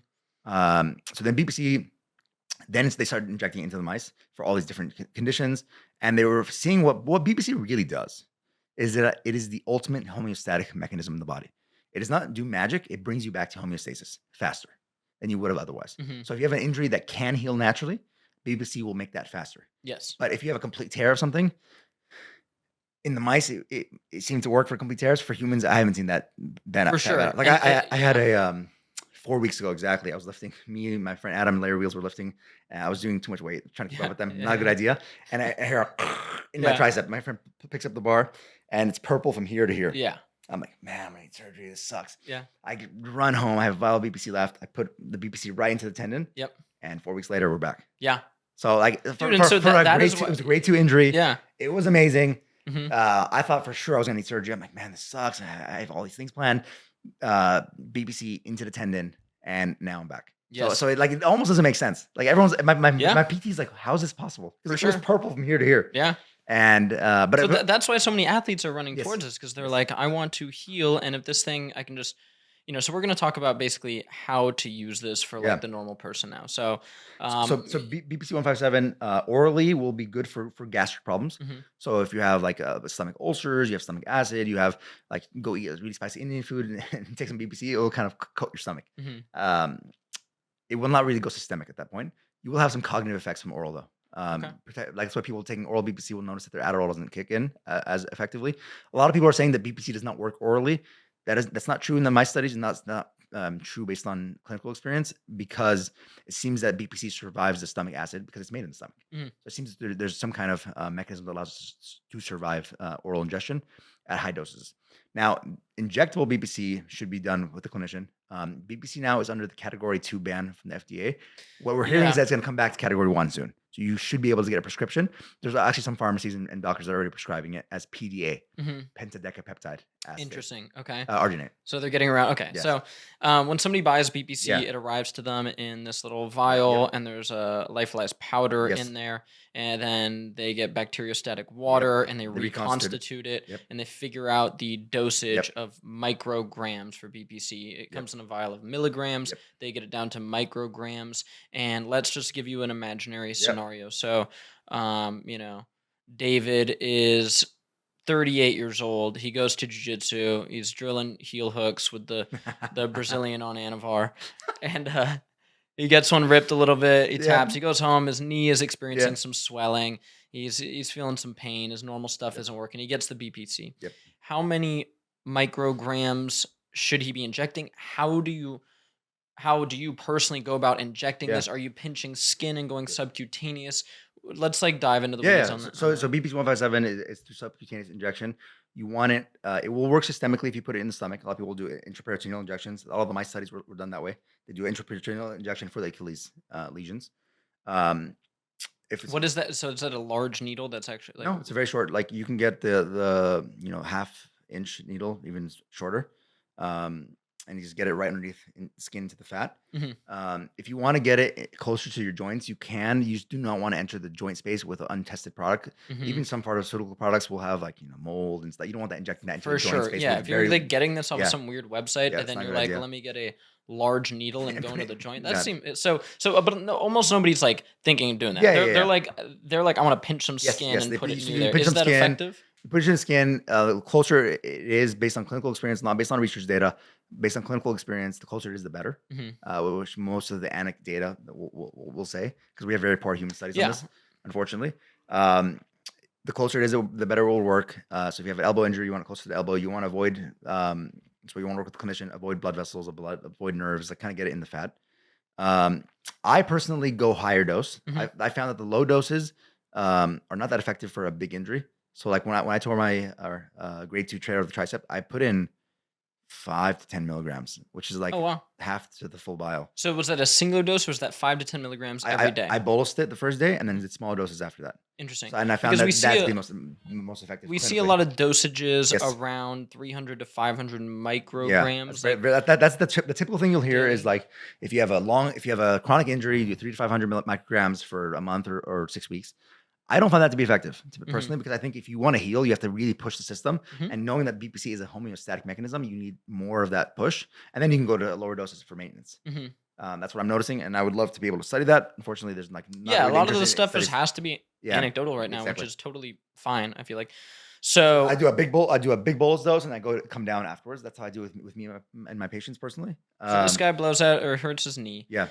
He goes and he does some larger doses Yes. of BPC, maybe for a day or two, and then Yeah, he day or two, starts to and then taper it tapers down. down to the 1 milligram And dose. obviously, they're combining it with the corrective exercise, Yes. which isn't just some like thing I'm saying, guys, because No, it's it's like really the right thing important. to. It's like when we're talking about BPC, we're talking about angiogenesis, which Yes. is the creation of new blood Yes. vessels, right? That's And correct. so, like, you're trying to get like blood flow into this area. And when you go to like professional places like Stretch Effect, they work with the Padres. It's like a lot of this stuff is like blood flow Yes. Yes. stimulating. This is how your body Yes, heals. you bring in the healing factors, you're bringing in the growth hormone. Because what BPC does is actually increases the growth hormone receptors on the Hmm. tendon and the ligaments and all these structures. So you increase the receptors, and then you bring in the blood flow, Hmm. and now there's more growth hormone touching that area. Because a lot of these tendons they don't have good blood flow. Hmm. So that when you bring in the BPC and you bring in the good corrective exercises, now you're synergizing very well. And so, wouldn't then human growth hormone help like Yeah, healing and injury recovery and it, stuff it like that? does. It does. Interesting. So I'm gonna human need to growth. get on HGH eventually, guys. Yeah, and I think a lot of sports leagues actually have an exemption that you can get on HGH in acute injury state. Interesting. So that's how Because you're athletes heal so fast. for sure. Okay. Yeah. Yeah. I mean, dude, this is the thing. We do know a lot of pro athletes and like, yeah, Yeah, they're everyone's on they're on stuff. it all. Yeah. Yeah, I had some 100%. UFC fighters that I used to work with back in the day, and they were all Yeah. everyone's on stuff. Yeah. Yeah, the 100%. BPC and growth hormone is the magic combo there. Unfortunately, it's so hard to prescribe growth hormone as a Can doctor. you, okay. So if you start taking growth hormone, Mhm. um, will this inhibit your body's natural secretion of your own growth hormone? And would there be potential issues there? That is a concern. It seems that unlike testosterone, growth hormone does not have the downregulation that testosterone does. It Hmm. seems like your system kicks in. What happens though to most people around 30 to 35, they go through something called somatopause, kind of like menopause. So menopause is your growth hormone production tanks. Interesting. So you can see that on your labs. You check your IGF-1 Hmm. levels. That kind of tells you when you've gone through somatopause. So Gotcha. some guys will be 60 and have high levels of IGF-1. Hmm. Some guys at 60, they have very low levels. And so people are injecting IGF-1 in the bodybuilding community and Yeah, some of IGF-1 the LR3 yeah. And so is popular. But what if do you you can, think about that? IGF-1 is very effective for muscle growth if you have the right stuff. Like there's that guy, Andrei Smayev, that's been going viral on Instagram. This Russian guy with elbows a little bigger than I my haven't knees. seen him. Oh, Yeah. it's kind of crazy. Yeah. He's blowing up. I think he's on Increlex, actually. Okay. Increlex is this pharmaceutical variation of IGF-1. Very effective, very dangerous, of course, because you're going to have muscle growth, heart growth, all these Yeah. things. You age faster, your skin ages faster, all these things. But bodybuilders are on abusive doses of growth hormone, abusive doses of insulin, and all these things together. That's I the can't tell thing. you. We get so like a It's lot hard of to these say, yeah. studies are like on bodybuilders, and it's like again this collab community. It's totally fair where they're like, Yeah. yes, you have a study on bodybuilders Yeah. showing like they massively die of heart disease at a young age, but they would go, well, that's not what I'm Yeah. doing. They're going, I'm on a bit of test, a bit of retatrutide, Yep. bit of HGH maybe, a little bit of Anavar. Some of these guys, and they're saying, I know this might not be the best thing for my longevity, but they're basically saying I'm not in that camp of bodybuilder Yeah. where those dudes are going. pretty Yeah, and the crazy. bodybuilders are doing aggressive, very painful weight cuts. Yeah. They're starving themselves, very restricted diets. They have a lot of problems going on, not just that. And they're not doing anything near TRT. Like TRT is closer to a natural than TRT is to a bodybuilder cycle. That makes sense. Like Yeah, like the like bodybuilder cycles, we're talking about blasting. Yeah. blasting dosages. We're bringing in trenbolone. We're bringing all these other very strong anabolic agents that have Mhm. very different effects, especially cognitively with Yeah. trenbolone. You've heard the stories, I'm sure, the horror stories of Yeah, on well, Reddit. I had a friend here watching the UFC. My buddy's a here, and he goes, "Dude, trenbolone's crazy, man." I had a buddy who took trenbolone, and he started banging dudes. And Yeah. I go, Zahir, that was a gay man all along. Because I'm like, you're not gonna give me trenbolone, and I start banging dudes. I get some of the stories of people are driving around like picking up hookers and Yeah, stuff. yeah. Like they go like kind of crazy on this stuff. But I was like, Zahir, I think in that case that guy was a little gay. Which so yeah, that was a funny trend story. Yeah, and there's a lot of them. I guess it messes with your dopaminergic transmission, and trenbolone also has some progesterogenic activities, so that changes kind of your sexuality. It Mhm. can like push someone a little differently. It changes like some people get Interesting. into like weird fetishes, like midgets and Wow. all kind of weird things. Because you're playing with your central nervous system in a way that you probably shouldn't be. That is fascinating. Yeah, don't do that stuff. So BPC, you're overall big fan of. Now Yeah, let's BBC, talk about yeah. one of the potential risks of BPC Yep. is if you have a cancerous tumor. Basically, this doctor came out and his video went viral, and other people have talked about it, where they're saying, "Hey, a lot of times for people with cancer, we'll give them drugs that are anti-angiogenesis, and you're basically injecting yourself with something that's very pro-angiogenesis." Yep. Which could lead to issues if you have tumors and stuff like this. Yep. That is People won't that, know oftentimes they have a tumor. This is where it gets yeah, that's really the problem, and that's why people should be screening more aggressively. Pre-nuvo. Yeah, I did a prenup. pre-nuvo Oh, scan. you already did one, Yeah, huh? yeah, I Okay, did cool. one like when it first came out. One of the first ones was in Oh. Atherton, California, Yeah, because yeah. that's where all the billionaires are. Yeah, And they reached out to influencers like myself, and yeah. I'll give you a free pre-nuvo scan for Awesome. a video. I'm like, absolutely. So I sat in that thing. I don't like doing a long MRI, but I just Yeah, did yeah. it. And yeah, no tumors. They're like, your Good. knees and shoulders are a little like, do you wrestle? I'm like, I go to Everyone's beat up. jiu-jitsu. My Yeah. shit's, yeah. So I was really happy to see Yeah. clean bill of health from there. I'm going to do another one. There's actually one not too far from here. Yeah, they're opening And up everywhere now. They're very successful. People like it because it's funny because doctors actually recommending against it. I personally am pro it because I yeah. think um, the What, just the radiation, or what are they like? no What no are they recommending so against it? Because a couple grand, you get a full body MRI, and I know they probably misdiagnosed stuff, maybe, that's what or they're worried about. okay, Yeah. that's what they're worried So about. But it's there's like, a high false positive rate. Like yeah, let's say you have a little lesion on your pancreas and you've had it since you were 17 years old, mhm, and you get an MRI at 50. Do you when you get at 50, you don't know that you had that lesion in your pancreas. So mm, it's a high false positive rate, and that leads to like biopsies and worry and concern. And then when medicine is being formulated, it comes from a very like preservation of resources perspective. So like mhm, we can't scan $5,000 scans for the whole community, but if you have the money to do it and you have a clinician that can kind of guide you through the psychology of going through like, hey, you might find stuff might not like in your knees and your shoulders and your elbows, and you might find some weird, benign tumors you've had your whole life. mhm, My position is that it's better to get one younger. yes, Why? You're less likely to have a weird tumor.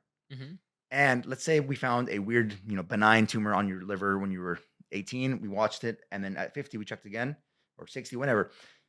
It's been there since you're 18. It didn't yeah. grow. It's not a cancer. You don't have to worry about This it. is what I talked about with Dr. Yeah. Justin. We're in the future of medicine Yes. right now. Yes. There is a thing where if you're able to spend, it's not an insane amount of money. Yeah. Let's say you're able to spend 10, 20 grand Yep. on health. You are in the future of medicine. Yep. You at a young age, you can go get a pre-nuvo scan, whatever, and now you There's figure out if liquid you have biopsies tumors, now. and then you can start maybe intelligently using some of these Yep. peptides Yep. because you're like, okay, I don't have tumors on my scan, so why don't I start using some BPC? Now your body functions better, you're able to exercise better, and yeah, this is why I think a lot of these communities overlap, is we're both just trying to create the best health outcomes. But now that all this stuff is available to everyone because of the internet, Yeah.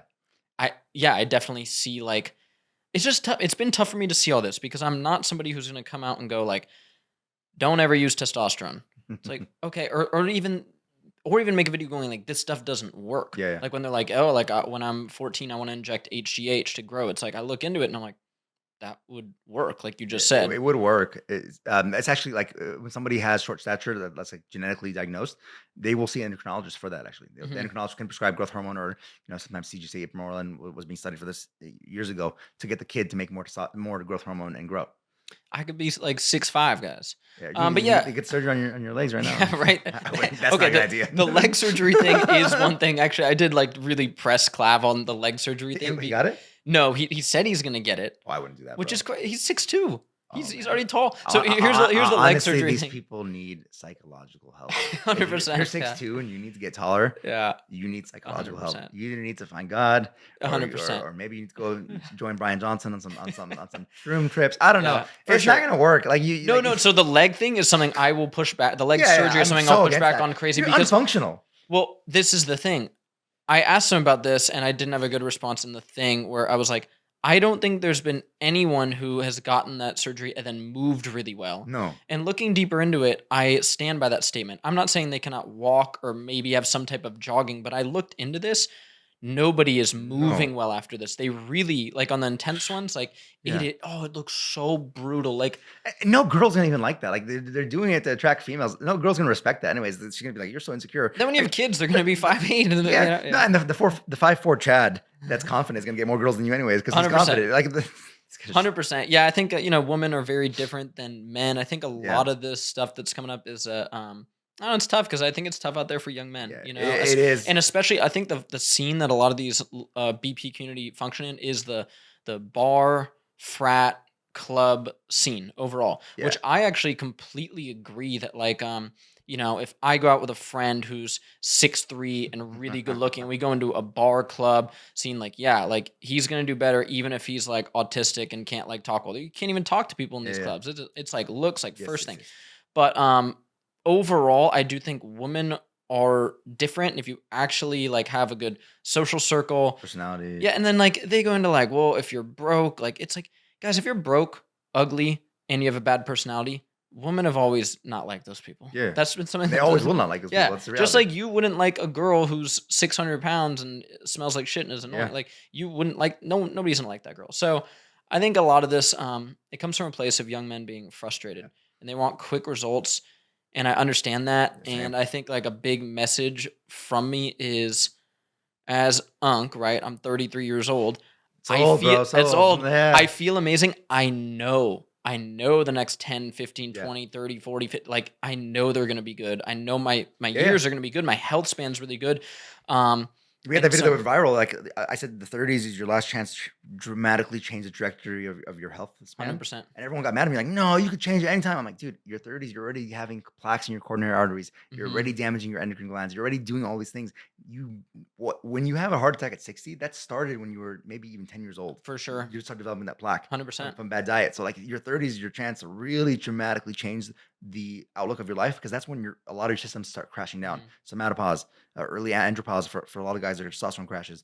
Their thymus shrinks like crazy in the 30s. Like you're gonna have very little thymus function left. Yeah. And that lasts like 15 to 20 years. So you want to maximize that out. Yeah, and the riskiest thing actually for men, like if we want to get into just like facts, the riskiest thing for men is dropping dead of a heart attack or offing themselves. Yep. Those are the two For riskiest a young things. guy, it's offing yourself. So Yeah. like if you are accidents. extremely insecure and stuff like that, like yeah, that might like up your risk of offing yourself. Yeah. And then when we get into like some of the potential downsides for heart health with some of these things, which we don't know too much about, I think it's fair to say a TRT dose when just So there's a study recently that showed that TRT, it wasn't very well done, but that TRT was not increasing cardiac events. What happens is steroids, especially oral steroids, will change your lipid profile. right, like stuff like and Anavar. As an MD, you'd be like, So Anavar was FDA approved. It's no longer, they pulled up approval, I think, Interesting. last year, but it's still available through prescription at pharmacies. I don't see Anavar useful for the average dude. It's good for bodybuilding. Great. It's a great drug pre-workout. That what does it like. do? Anavar is a orally available steroid. I think that's why a lot of people like it because they can Yes. just pop a pill. Yeah, so they take a pre-workout. That's you'll see guys in the parking lot taking some bar before jiu-jitsu. Okay. Increases aggression, increases a lot of androgenic activities. It's very good like focus at the gym type thing. Also, some people it'll chop up their SHBG. So some doctors were actually using it like maybe 10, 15 years ago to lower the SHBG in somebody who had like high testosterone, but their SHBG was so high. That's the protein that carries testosterone in the blood. So then if you can have high testosterone, but if your SHBG is too high, you don't have a lot of free testosterone that gets into your tissues to do the gene expression that you want. So they'd use Anavar to chop up the... And so why would everyone then not, like why should I not take like some Anavar before So the pill? if you take a high enough dose, it will be suppressive. Okay. and there's also the same consequences that happen with androgens are going to happen with Anavar. Hmm. It's for liver, it's not great. Like you see LFT elevations, Mm. your lipids will not be great on Interesting. it. If your SSBG gets too low, then you have like these swings of estrogen, and it's not great. I like SSBG to be in the medium range. You don't want to be too low or too high. Too high means you don't have enough access to your androgens. Too low, you're it's too Mhm. all over the There's a place. lot of cool natural fixes for SHBG. Yeah, but like I remember getting labs like 5 years ago, and my functional medicine dog was like, "Oh, they're like a little high." I think it was quercetin and boron that yeah, I added, and next set of labs it was lower. It was awesome. great. So that was interesting. Yeah, yeah. Um, yeah. And I'm talking these guys will have SSBG of like 8.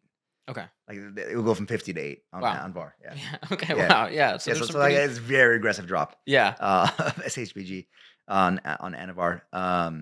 But to tie up the BPC conversation, I think we need to finish that one off. Theoretically, yes, BPC could increase angiogenesis to a tumor, but a couple of problems there. Number one, the angiogenesis drugs that they're talking about for cancer don't work; they suck. Okay. Yeah. Yeah. So So it's that not wasn't cure. even Yeah. a good mechanism. Number two, the only study we have on BPC and tumors, which is like a in vitro melanoma study, showed that BPC decreased Interesting. angiogenesis. So take that for what it's worth. It's a Yeah. very poorly designed study or poorly executed study, let's say. And it's not that deterministic. Now, if I knew somebody had an active gastric cancer, I would not want them eating 100%. oral BPC, and I wouldn't want them injecting BPC because we just don't know. Hmm. Theoretically, it could be a pro Hmm. thing, but we just don't know, and it's not worth the risk at that point. That's fascinating. So, what are some other peptides sort of that I don't know, maybe are lesser known or on the come up? Because I Yeah. really don't know this world fully. I'm diving into it, There's learning more hundreds of about it. thousands of peptides. That's the thing. They act Yeah, like the only peptides that Brendan, exist. Brendan, speak out against peptides. Well, Yeah. some I think are Yeah, great. no, which peptides So, then? yeah. The Russian bioregulators are about to become very popular. They will be like the big. I think Huberman said that Pinelion is going to be the GLP-1 of 2026. Interesting. Pinelion is a very interesting peptide. And what is that? Pinelion, Epithalon, Vilon, and 20 other peptides are a class of peptides called bioregulators. They're short chain peptides that are derived from certain organs, and they help upregulate that organ's functionality. Interesting. So Pinelion is a brain-derived cortex peptide. What people will notice is a very vivid REM sleep. You'll notice people getting like over 2 hours of REM. Is this an injection or a pill? It's an oral pill. It's available through injection. The crazy part is orally bioavailable because it's only 3 amino acids. Okay. So the shorter the peptide, usually it will be orally bioavailable. Now you'll find doctors online saying they're not orally bioavailable, but there are latent pep transporters in the gut that will uptake di and tripeptides. So Okay. 2 amino acids, 3 amino acids, sometimes 4, Mhm. but 2 and 3 are usually good to go. And when do people take this? Pinelion, Pinelion. you can take it pre-hit. So we found that to be very effective. So you'll get actually more out of your hit, like from a psychological cognitive perspective. Because Pinelion has actually been shown to upregulate a protein called irisin. Irisin lowers your myostatin levels. Okay. So that's you're getting like kind of a Myostatin inhibitor, like one of those yes. cows where they inject Yes. and they get yoked. Okay, so you take this You pre-workout. can take a pre-workout or take it pre-sleep. Okay. Or so it depends on where your brain's at. So like these bioregulators, because they don't have a receptor, they go into the nucleus of your cell and upregulate gene expression that's associated with youth. It can be you can take it from a muscle perspective pre-workout, you can take it pre-sleep. People get REM sleep from it. Some people take it in the morning as like a cognitive boost. Okay. So it just depends on where you are. People take it for like 10 to 30 days and then they stop and do that every 4 to 6 months. Interesting. Wow. Okay, so that's like kind of cool peptide. Yeah, to come up. and it actually has very good data on it from the Russian side. What happened was during the Soviet times, there was a lot of there's a guy named Dr. Vladimir Kavinson who did amazing research when it came to peptides. That research never got over here because the Soviet Union and the U.S. Kind of the iron curtain between them. There wasn't good communication on the science. But that peptide and a lot of the other ones are very interesting. Yeah, because there was all these like Russian nootropics popping off in the biohacking community. I tried like a Phenibut. I tried some of the racetams. I personally just didn't. Like that phrase used earlier. There's no biological free lunch. Yep. I'm a big fan of that phrase, and of course, I do want to live a long, healthy life. And so, like, I'm not like down to never try these things, but like, it's like people using nicotine and Zins. Like, I'm not like they're like it helps me focus. I'm like for sure. 100%, but like people are using them at 5 p.m. and then it's like, well, bro, you're cranking up your norepinephrine, your adrenaline, your dopamine. It's like your sleep's going to be affected. So I tried some of those things, and I just felt like some of them were like really intense. And I'm like, I could see how this would help me focus on something short term. But it's like, bro, I take like some lion's mane, some bacopa, like stuff that has an effect, a noticeable effect, but it's not so strong. Caffeine's probably like the strongest like thing I use right now in many ways, and it's like, I just. Yeah, we're like that phrase, like no biological free lunch. But tell me about some of these Russian, like Yeah. there was Phenibut, there was Yeah. Racetams, then there's Semax. Is that how you say Max it? is a peptide as well. Yeah. So like, what's up? Just like dive. Yeah, It's yeah. I know we could have a whole podcast about it, but let's just No, for dive into sure. it. Yeah. The Russians, the way to think about this is the Russians created drugs from a different heuristic, different mindset than we did. Here, it's about getting big pharma and getting people on a subscription model where like you're on your Adderall every month. The Russians are trying to make super soldiers to Yes, beat the super United soldiers, States and Olympians. astronauts, Yep. Olympians. That's what the focus was. So they create these drugs that boost performance. Mhm. So a lot of modern Western medicine is very focused on disease treatment, less so on how do you become the best version of yourself. Yeah. So a lot of the biohacking community is more focused on that. So then they gravitate toward these Russian products. So Phenibut is a GABA B agonist. It is quite habit forming, so it is dangerous. Oh, okay. A lot of people guys got addicted to it. Oh, Problem is damn! they- Because guys now are taking it like when they go out to bars. Yeah, Because they're like, Clav talks about some of the stuff. I don't know if he's using that one in particular, but he'll take some of these. it is charisma on demand. Yeah. So like GABA stimulating, or is it inhibiting? It's then GABA B receptors. Gotcha. So alcohol is going to be more GABA A, which makes you kind of loopy and not as focused. Phenibut gives you the GABA B, so it really lowers anxiety, really increases charisma Mhm. without any real cognitive deficits. So why wouldn't somebody, if you're in college, why wouldn't you take it every weekend? Yeah, what happens is if you start downregulating those receptors, by day 3 or 4, if you don't take it, you'll have massive anxiety, Okay. So that and yeah, you'll end up in the ER. it's kind of like alcohol, because alcohol will increase anxiety, but not. worse. It was worse. I'll than tell you that. why. Okay. Because alcohol, a lot of times, a common thing I treat in the hospital is alcohol withdrawal. Someone will Yeah. come in, they just went on a bender, they come to the hospital, I want a detox, doctor. Mhm. If you detox at home, you will die. Yes. Because you need to I know this, unfortunately, with my dad. He was an alcoholic. It was brutal to see. But yeah, you see these shakes and anxiety. Yeah. It's like alcohol short term. Yep. You get a reduction. Yep. But it's really once it wears off, like your body's addicted to it and Yep. needs that substance again. So you're saying these Phenibut drugs You'll and end up in the hospital with the same symptoms you just talked about. You're Mhm. shaking, you're anxious. The doctor will give you Ativan or Xanax or something. It won't work. And the doctor won't know what Phenibut is because most doctors don't know about yeah, Phenibut. they don't know the stuff. Yeah, Because those ones are GABA A agonists. So interesting. you need to use phenobarbital. Most doctors aren't going to use the phenobarbital, so you end up in the ICU intubated. It's happened. Like Yeah. there's case Oh, reports of no, this yeah. happening of people doing Phenibut. The doctors know what to do with it. They call poison control. Mhm. The poison controls here in SoCal. They don't know what to do with it. Yeah, they don't know what's going on. So it's a They problem. need you to start educating them. They need to keep. So What was the drug? Phenibut, you'd have to use phenobarbital. That's a GABA A. They need to GABA keep B. that on hand in the looks maxing community, like that's not good. And that's like that- Narcan. It's gonna be like the Narcan of the looks maxing community. And that's even the goal with making content on here. It's to bring in like traditional sure, yeah, medicine awareness, and yeah. like this biohacking stuff. Let's bring it together. Let's actually find where things Yeah. can be used. Because like no one right now said that these things that you guys are talking about don't work Yes, for like yes. social inhibition. Well, Phenibut's amazing. Yeah, but you're just saying like, yo, if But it's you very start risky. using this, Yeah. it's Thursday night, you want to go talk to chicks, you don't really want to drink, you use it. Okay, you're like, dude, that was dope. Like I was able to talk to so many chicks, Yeah. like I felt great, almost felt like alcohol, but with and then Saturday night, and you're like, I'm gonna use that again. I don't want to get Yeah. you. And then it's next week, and it's Habit forming. Wednesday, and then you could potentially, if misused, you're Yeah. in the hospital with shakes. And it's the same reason people end up on Xanny. So yeah, don't use Phenibut, people. The FDA even I think dropped a letter like saying like be careful, Phenibut's so dangerous. Mhm. All these websites had to stop carrying it actually because of that. Like it used to be on Nootropics Depot. you could get Wow. Yeah. Phenibut, but not anymore. And then the Bromontane. If you're the yeah, Russian okay, one. what is that? Yeah. Bromontane's an actor protector, which we don't really acknowledge here in Western medicine. But the idea with bromontane is that it increases tyrosine hydroxylase. Mhm. So you increase your natural production of dopamine, Mhm. and then it stays higher when you're not off of it. So it's really like a stress resilience type thing. Nice. Kind of similar in the same line of thinking as BPC. Interesting, because I've seen a lot of these mitochondrial peptides. Basically, I forget what some of them are called. MODC, Mod SS31. C, OS11. Yep. I might be getting numbers wrong. Here. So SS31 is the MODC and SS31 are the big one, and then humanin, Mhm. and then NAD is not a peptide, but it will be always thrown into there. And so these can kind of go in from my light research and like affect your mitochondrial transport Yep. chain, which I've taken a lot of natural stuff like CoQ10, which is Yep. like found in beef heart, and you can isolate CoQ10. Urolithin- Pretty well urolithin recognized A, supplement. CoQ10, Yeah, and so PKQ. yeah, and I've noticed like a big benefit from some of those, and just like I think a lot of people think maybe their cardio sucks or they're just like Yeah. tired, but it's like no, your mitochondrial health sucks, and so you're getting this like weird tiredness when you work out. Yep. Your mitochondria just ain't working. I mean, like an easy way to check that is if you take a glass of orange juice and you have low energy after that, Interesting. because there's a whole debate like is sugar good for you, sugar bad for you.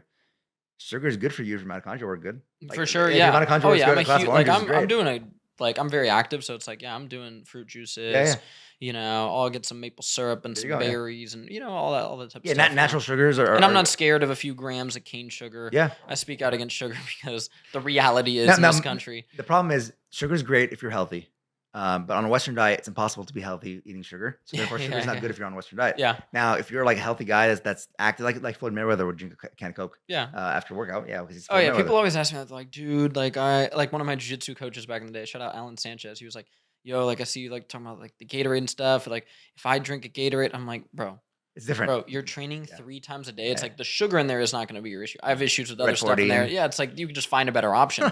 But I'm not like going to tell like my buddy Tanner trained for a 100-mile race, Wow. and it's like, yeah, you need sugar. Yeah, yeah. But the guy who's 45 pounds overweight at the 24-hour fitness, getting into weightlifting, Shouldn't be drinking drinking 2 sugar, red yeah. Gatorades, and No. it's like, what are we doing? Yeah, it's fun. Learn to tap into those reserves, and start to feel what that feels like. Then you'll start to lose weight. And the big thing that's coming up now is mitochondrial testing. So like there's like a lot of these different companies are coming direct to consumer. They'll test your mitochondrial function. Yeah, I've done some of those lab tests, organic acids, Organic I acid, think. yep, yep. Yeah, which is so cool to look Yeah, at. See like how well you're absorbing B vitamins. Oh mhm. my gosh, like yeah, it's amazing. Yeah. So then what's going to happen in the next few years, I think, is going to be a mitochondrial renaissance. People are realizing the mitochondria is kind of the center house of cellular function more so than the nucleus even. hmm So people are focusing on energetics because energy drives function, function drives health. hmm So if your cells are in a lower entropy state, everything's organized, energetics are good, you're going to be able to repair, regenerate, and restore things better. So that people are going to be testing mitochondrial function, doing different protocols that involve different peptides, different oral supplements, hmm red light therapy. Yeah, the red light. So Um, that's kind of why it's helping people's eye function so yep. much. Is you have so many mitochondria in your eye And you're and making your skin. melatonin locally Yeah. from the red So light. yeah, I love my red light panel. Like Yeah. and sunlight. Like Yeah. Get we've sunlight had every day. Zahid in here. Yeah. Like Yeah. it's like yes, like your circadian rhythm and your circadian biology is so Yep. important. Like I'm a freak about it. Like at night, it's like I have on the blue light blockers. Awesome. I had like Zahid even told me like even at night, like if you're gonna be watching TV and stuff, like if you can like do a long sleeve because like your Yeah. skin Yeah. has all these Skin receptors matters. on it. And then like I light the candle next to my bed Mhm. and like like I'm like yeah I'm No, on it. it's a big thing, and I think what I tell people when they ask me about peptides, the peptides you make in response to sunlight are way more important than any peptide you're going to inject. Yeah. So the peptides that come from POMC, pro-opiomelanocortin, MSH, ACTH, beta endorphin, and some other ones are way more important. And fixing that biology is way more important than taking all these random peptides. And that's why these young kids aren't healthy. Yeah. And They're they're not and they're outside. Yeah. and they're not outside. They're not getting proper circadian habits in place. But however, if you are like, I know guys that are their circadian rhythms locked in, they get their light exposure, then they take an epithalon or panylion peptide. They're getting 4 to 5 hours of restorative sleep a night Yeah. out of 6 to 7. That's amazing. And like a lot of guys I know will get like less than an hour of deep, less than an hour of REM. hmm These guys are getting 2 to 3 hours of each. Ooh, I'm excited to try this stuff. Did I'm you gonna see measure your my. sleep?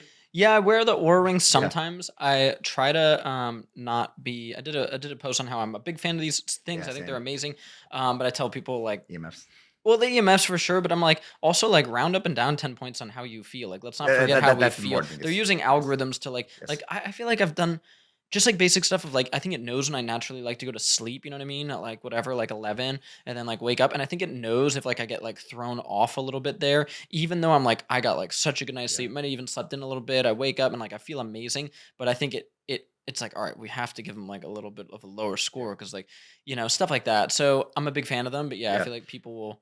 I like, It'll ruin somebody's day if they get a 75 versus an 85. yeah, Even if they yeah, feel yeah. better when they got the 75 versus the The 85. nocebo effect, as it were. Yeah. I like to look at it only when I'm putting like a new protocol in place, like a Mhm. new supplement, new peptide, whatever it is. I want to see what happens, and I don't like to look at it first thing in the morning.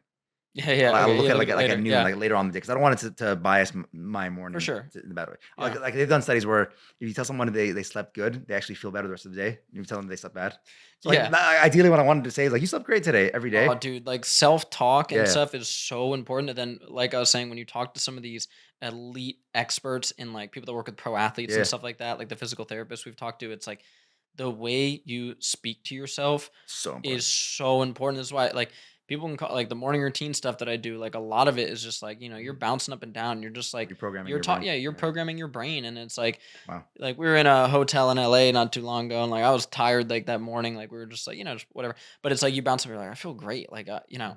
you can tell yourself and you have the knowledge of like how you actually felt like, hey, tonight I need to get a good night of sleep. Yep. But yeah, like how you talk to yourself is super important. So let's wrap this up. So basically, What is your message to this BP community, to people like Clav that are experimenting around with this stuff? I think we've covered a lot of good stuff here today, which shows people that we're not anti this stuff Yeah. necessarily, but for the 15 or 16-year-old that's seeing a lot of this type of content and they want to get into some of this stuff, what do you think about that? The best of both worlds is to max out your natural function in youth and then restore natural function in aging.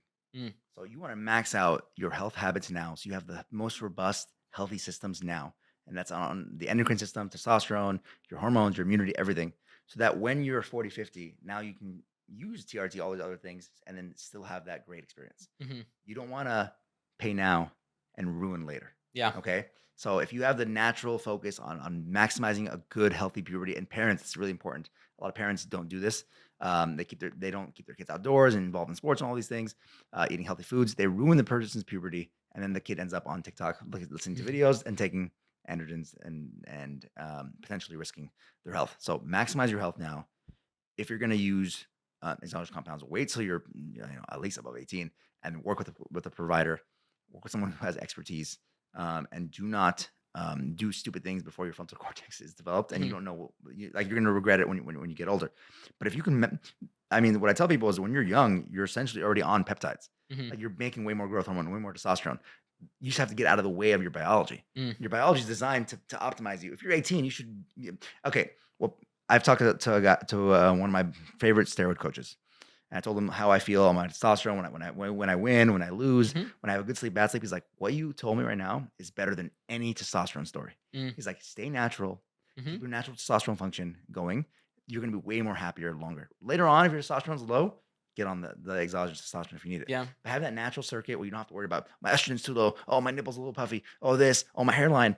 It's way better just to stay max out the natural, and then when you need it, slowly introduce the supplemental." For sure. I completely agree. Like when I'm older, I'm going to get on Yeah. some of the stuff. I'm just gonna kind of layer it in. Like Yep. right now might be like my BPC and some other, Right. peptide era. And then then when I'm older, I'm gonna get on some test and Yep. like who knows what's gonna be available in 20, 30 years Yeah, too. I'm it's gonna excited be for it's gonna that. be cool stuff, and I think if it makes sense when you're older and your testosterone levels are dropped, why not Mhm. restore that? There might be some consequences, but like you want to have a very fruitful aging process with better muscle mass, better cardiovascular health. When it comes to performance, it might be bad for the arteries. We'll see. Most likely not. But why not age gracefully Mhm. and have a better health span Yeah. from that perspective? That goes for HRT for women and TRT for men. Even women now are actually doing small doses of testosterone. Oh yeah. Yeah, I've So seen that that. Yeah. then they like that changes their life Yeah. Oh as yeah, they get older. 100%. The woman's hormone stuff is Yeah, like it's utterly confusing. We're gonna actually get an expert yeah, for here to sure. talk about that because it's It's so so hard. it's very confusing. The last question I gotta ask is for young kids out there that are seeing people do meth as sort of a cognitive enhancer or like a weight loss or appetite suppressant. Yeah. As a doctor, what do you think about people snorting Can meth? we pull up a picture of a meth addict and post that here? Yeah, Meth but addicts. they're just saying I'm just gonna do it Yeah, you occasionally. say that. That's the problem. You say you're only gonna do it once, but then you don't end up only doing it once. Like I take care of meth addicts every day in the Okay. hospital. Like this is a common admission. They come in from meth ref. It hmm means it's heart failure from meth. Meth. You take it once, you feel amazing. You don't sleep for a week. You're cognitively locked in. What That what if I'm microdosing meth? There's no such thing. Like you're gonna microdose it, but eventually you're gonna end up taking too much. Like, well, the problem with these drugs is they mess with your dopamine circuits and they influence the way you start making decisions. So Mhm. everyone who takes like a Xanax or a meth or heroin, they're like, "Oh, just take it once. I'm fine. I'm good." Eventually, you get into a stressful state. You're like, "I need more. I need Mhm. more. I need more." And suddenly you're max dosing. You're not microdosing Mhm. anymore. You're addicted to the meth, and you're in the hospital seeing me. And you don't want that. There's healthier ways. Like if you actually have ADHD and you're working with a clinician, and ADHD is a whole controversial topic. I know. Um, Adderall is one methyl group away from meth. Mhm. So people are already on a very similar Yeah. compound. But street meth is laced with, first of all, do not do meth because a lot of it's laced with fentanyl. Like, I've had too many people Oh, die in the 100%. hospital. Young kids, they let a party, they do a line of coke, they smoke some meth, and they die because they didn't know there was fentanyl in there. They weren't in there, they weren't suicidal. And I see their moms crying in the hospital It because it this is it is 21-year-old such a kid. huge issue. Oh my god. Yeah, Like Albert and I have talked about that. My friends and I have talked about that as, I'm 33. So yeah, we got out of this era. Like when I tell everybody when I was 17, 18, 19, I yeah, partied. Like you might see me doing a line at a house party in whatever year it was when I was like 17 years old. It was horrible, bad yeah. time, whatever. But I like tell high schoolers now, like, you cannot do Yeah. that anymore. The Even days the of like Adderall being like the has it. party guy and like, Yeah. oh, there's a line there. Like those days are gone. There are so many stories of people, again, like they just want to do a little bit of blow. They see Yeah. like it's a cool thing to do, you know, like Wolf of Wall Street, and they're gone. Yep. Gone. There was 3 comedians, I believe, in LA not too long ago that just at a party. These aren't fentanyl addicts. These No. are comedians in Los Angeles, young comedians, Yep. and they're like, let me do a little bump. Yeah. I think 2 of them died, and one of them had like severe like issues. Obviously, it was fentanyl in there. So Yep. you see that a lot. That's at our gym, celebrating some kind of promotion. Did some coke and then end up in the ICU dead. Dude, gone are those days in the United States where you can like be like a frat guy partying. Like it is, it's gone. Yeah, it's like really like bad. when I have a kid, it's gonna be like no, like absolutely not. Like I know it's and the problem is that even like in the nerd community, they're taking Adderall to study more. A lot of the Adderall coming from China is laced with fentanyl. that's So a insane. kid will take Adderall to study more. It's like a 15-year-old kid wants to do AP classes and do good and then die from fentanyl. That's And wild. these are cases that are happening. So Yeah, it's and very you've unfortunate. seen some of these cases Yeah, like, yeah, in yeah. person. No, Yeah, in that like at least every month I get a few of those admitted to the ICU. that's insane. Yeah. That's brutal. And it's like so painful because the mom's coming into the hospital. She's seeing her 21-year-old son, 15-year-old kid dead Yeah. because they OD'd accidentally on fentanyl. That's insane. Yeah. That's so wild. So guys, if you are gonna do meth to lose weight, probably not a good idea. No, Go with the better red drugs. true. We've talked about Yeah, red no, true I'd rather do redder than meth. I'll tell you that for sure. If someone like, dude, first of all, we have to get back to why aren't you able to focus? You're not able to focus because you're blue light toxic. Number 1, so you're not making enough of dopamine. Number 2, you've cooked your dopamine systems because you're doom scrolling all day. And number 3, you're watching too much porn, so then you're desensitizing your levels of Oh, dopamine. but dude, the average Yeah. average like guy They're so out there, close. the average frat guy, it's turned into like Zins, Yes. porn, Yes. alcohol, Yes. other substances, and yeah, it's like the whole dopamine discussion is so important because like you do blunt these Yeah. receptors, and like when you do Zins, it's not like people are like, well, nicotine in this study like helped with Alzheimer's. It's like, for sure, bro. I'm not arguing with that. Nicotine has nootropic effects. Okay, Small for sure. amounts. Small amounts. And it's like there's other substances that have nootropic effects, but they don't have this massive release of these catecholamines. Just like you're saying earlier, there are no substances on Earth that cause a massive rise in these catecholamines, massive rise in all this stuff, and then you just have, hey, there's no bad effects. You don't get this blunting effect. You don't get like sleep dysregulation. It doesn't happen. There's no free lunch. There's no And I get it. Like if you're in the workplace and like in Wolf of Wall Street, they're doing coke because they're going to compete against other people and do better. And I get it. That's why, like, I guess if you were going to do that, prescription Adderall is much safer. At least it's pharmaceutical. It's tested. You know, it's not laced with meth. Get it from a doctor. It's an easy prescription to get. Yeah, I mean, doctors give it out like candy nowadays, unfortunately. Yeah. Fortunately for the people, I guess, but not ideal. Work with a doctor always on these things. But the reason is people have low dopamine at the first place. We have to address that because you're not going to have a happy life if you're always going to be low dopamine. You're not going to be satisfied with anything. You're going to cheat on your wife, girlfriend, whatever it is. Yeah, it's that drive. It's that focus. That's dopamine. I mean, my goal, like, I don't think I took the only nootropic in my system right now is caffeine. And I have all the nootropics at home. Every single one you mentioned, I have access to it. I keep them all on file because I like to test it and stuff. I realized the most important nootropic is getting good sleep, having good cognitive function, and the circadian habits. And then if you want to some days push the limits, you can push the limits with nootropics. Great. I mean, I love a nootropic here and there, but the baseline should be elite. And then you're out competing everybody because if your baseline's high and then you're adding things on, you're way farther than everyone else. So, yeah, it's facts. that's all. Well, Dr. Abood, I think we covered a lot here. Yeah. That was fun. I think it's a really important discussion, guys. A lot of you young guys want to know about this stuff. I'm trying to give you the most honest takes on it that I can by getting an expert in here who isn't some never use testosterone. Yeah. These peptides, who knows about them? They're so dangerous. No, let's give you guys an honest perspective. There can be risks to this stuff. Yep. If you're not getting your labs done, you're buying stuff from who knows where, there are significant risks. Are we saying we don't understand where you guys are coming from? That like, hey, the odds are stacked up against me. Let me try some of the stuff. We get it. We just talked about it.